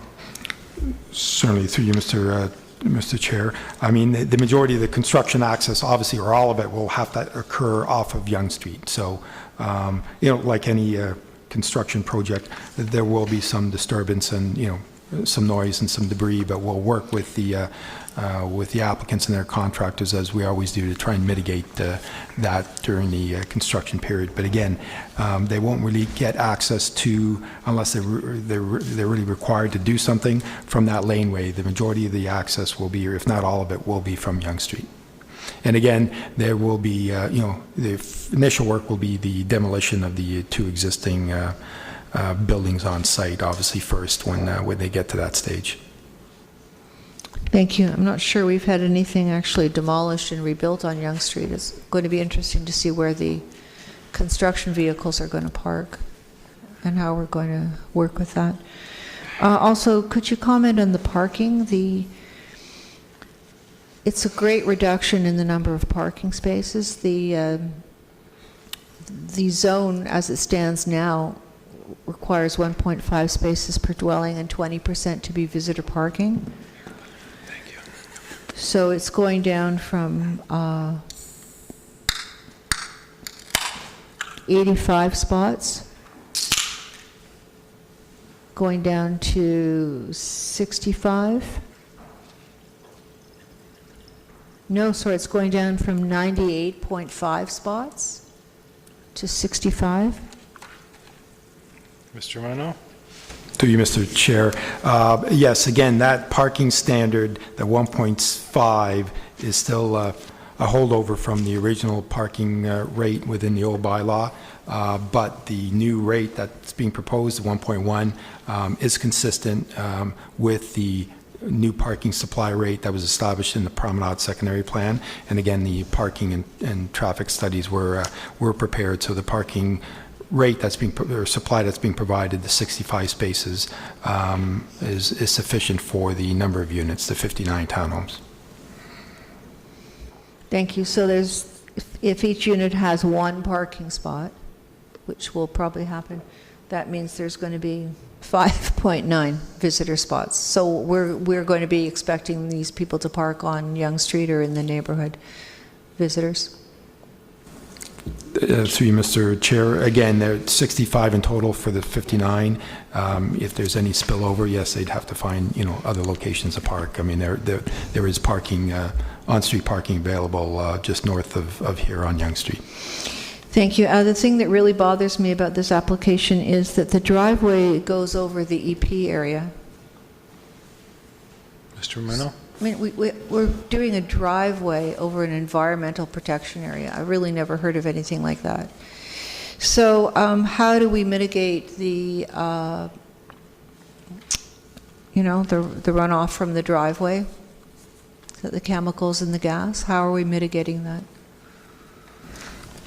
Through you, Mr. Chair. Again, as part of the engineering submission and the stormwater management plans, they'll have to contain the stormwater and mitigate any runoff on site. Conservation Authority has reviewed the plan. They don't have an issue with the driveway location, but they will also be involved in the final site plan submission and as well as the building permit submission. Thank you. I'm going to be voting against this because I think it's too high.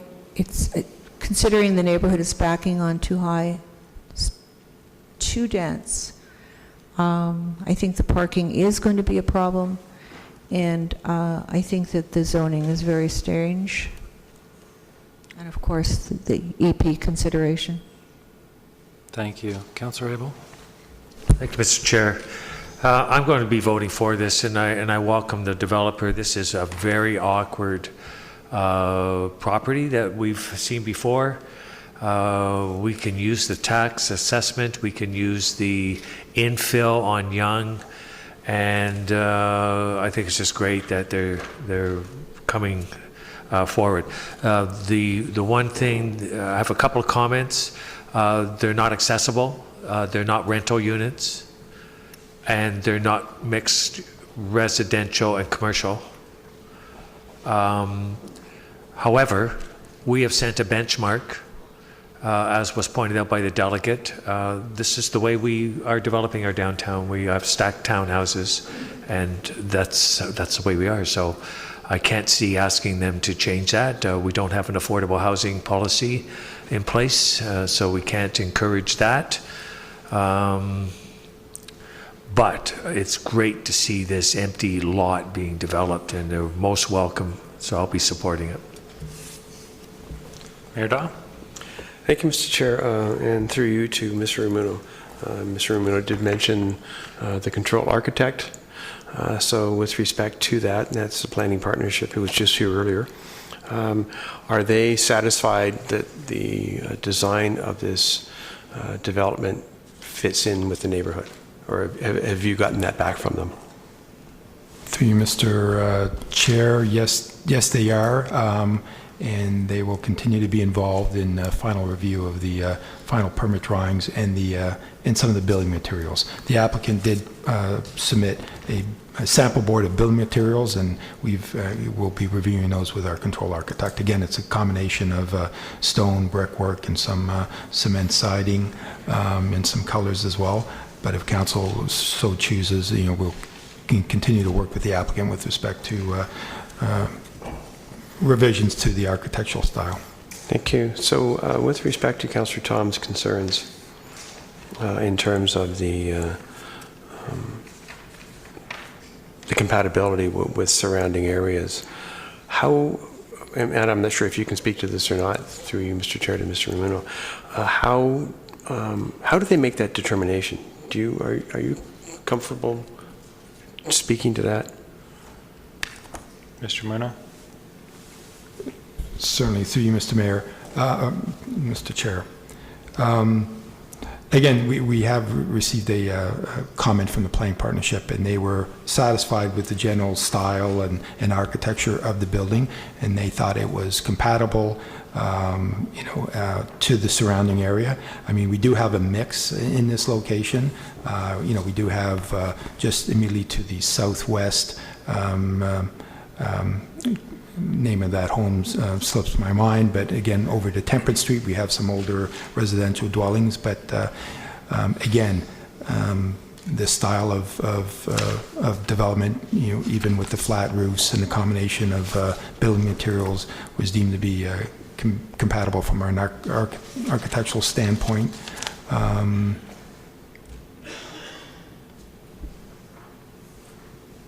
And just with respect to the height as well, they are considered 3.5 stories, but they are really, three. There is an underground level that makes it that half, and the overall height is just under 13 meters for the 2 blocks. Thank you, Mr. Chairman. Thank you. With that. Councillor Thompson? Thank you, Mr. Chair. Through you to Mr. Ramuno. Mr. Ramuno, you mentioned when Councillor Gardner asked the question with regards to the parking standards that, the new standard really is one space per unit. When the change was created, was part of that rationale and the thinking was that, some of the development that may happen along the Yonge Street corridor, you might see a variety of unit sizes. You'd see 1 bedrooms, 2 bedrooms, and so forth, and that's why the thought was you could reduce some of the parking spaces? Mr. Ramuno? To you, Mr. Chair, that's correct. I mean, it was based on, as part of the redevelopment within this corridor and the intensification, you were going to see a variety of different unit sizes, apartments, this type of building form. And the other aspect was that old parking rate within our bylaw was really outdated. And if you wanted to incentivize and see some redevelopment downtown, not only did you have to update our zoning bylaw, but also update our parking rate. Thank you. And I can see where 1-bedroom units would have maybe 1 car in the family, but these are all 2- and 3-bedroom units, and so I can't imagine any families would only have 1 car coming in there, and that's all that's provided in this setup. You have 59 units and 6 visitor parking spaces, and there is nowhere else to park other than to park up at Library Square, Trinity United Church, or some of the other commercial properties around there. And so I do share some of that concern with regards to the parking and how that's going to be managed going forward. So that's my comment. With the understanding that as General Committee, we'll have the opportunity to discuss again next week. All those in favor? Any opposed? That's carried. We'll move on to item number R8, 74 Old Bloomington Road. Can I get a mover and seconder for the staff recommendation? Moved by Councillor Thompson, seconded by Councillor Tom. Comments or questions on this one? Seeing none. Councillor Abel? Thank you. Through you, Mr. Chair. Have we received some correspondence from residents in this neighborhood? Councillor Abel, I believe that's the neighborhood on Bloomington. I think it's part of the same developer, Mr. Clerk. It is the, if I could get some clarification. It's Allure, yeah. No, Mr. Ramuno? Through you, Mr. Chair. I mean, that's correct. Those were I think you're referring to the letters we received and comments from the residents within the Venus Circle. This block was that remnant lot where the 6 townhomes are being built. So it's not part of that Venus Circle. I mean, it's interconnected from a servicing standpoint, but not from an access standpoint. So what exactly is the subject of conditions set out in Appendix A? Are they asking something? Because we've approved this and they're building it. Through you, Mr. Chair. That's correct. Council approved the site plan, I guess, about a year ago. They're being built. This is the last approval required by council to deal with the condominium plan that just deals with the creation of that condominium corporation, the tenure of ownership, and it is standard for us to then transfer some of those site plan conditions over into the condominium agreement. So they are in the construction council. You've already approved the site plan that allowed the construction. This is really just a condominium approval to deal with the ownership. Same developer as Venus? Where the complaints are? This is one of the developers who has this block of 6 townhomes. Right. You know, maybe I'll go offline, but I want to make sure if there's an opportunity to address the concerns brought up in the same development, that we might take an opportunity to have them addressed. So I'll contact you offline. Thank you, Councillor Gertner. Thank you, Mr. Chair. I was opposed to this from the beginning, so to be consistent, I'll be voting against this. Thank you. All those in favor? Those opposed? That carries. We'll move on to item number R10. I'll look for a mover and a seconder for the staff recommendation.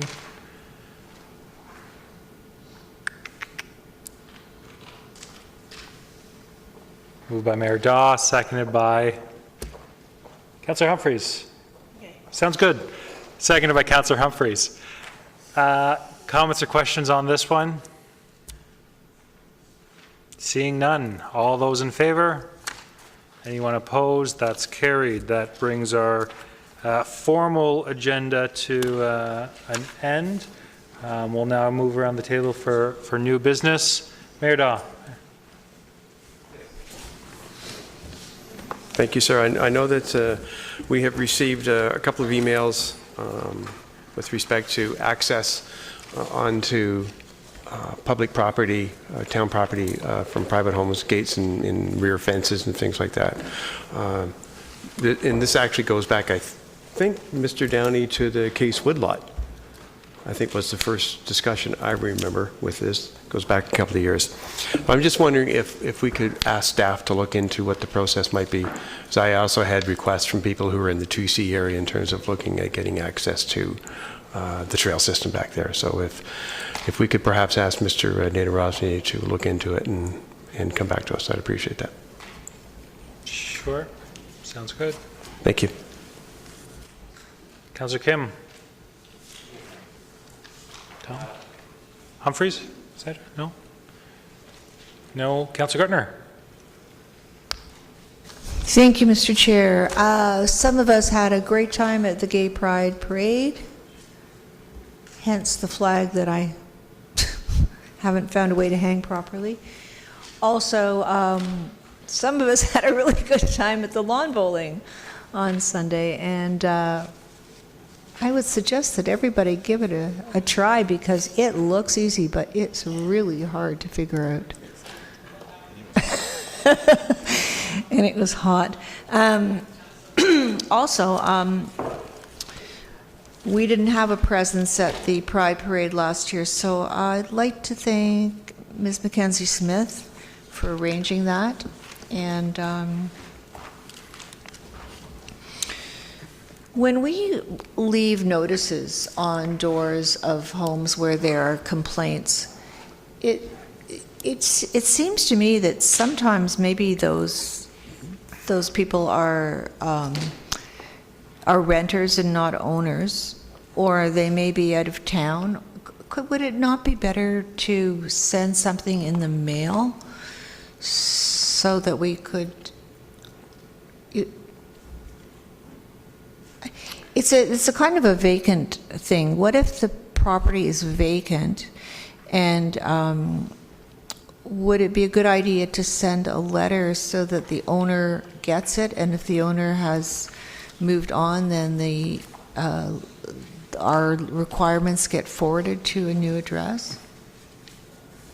Through you, Mr. Chair, we make every effort to contact the property owner. Yes. Thank you.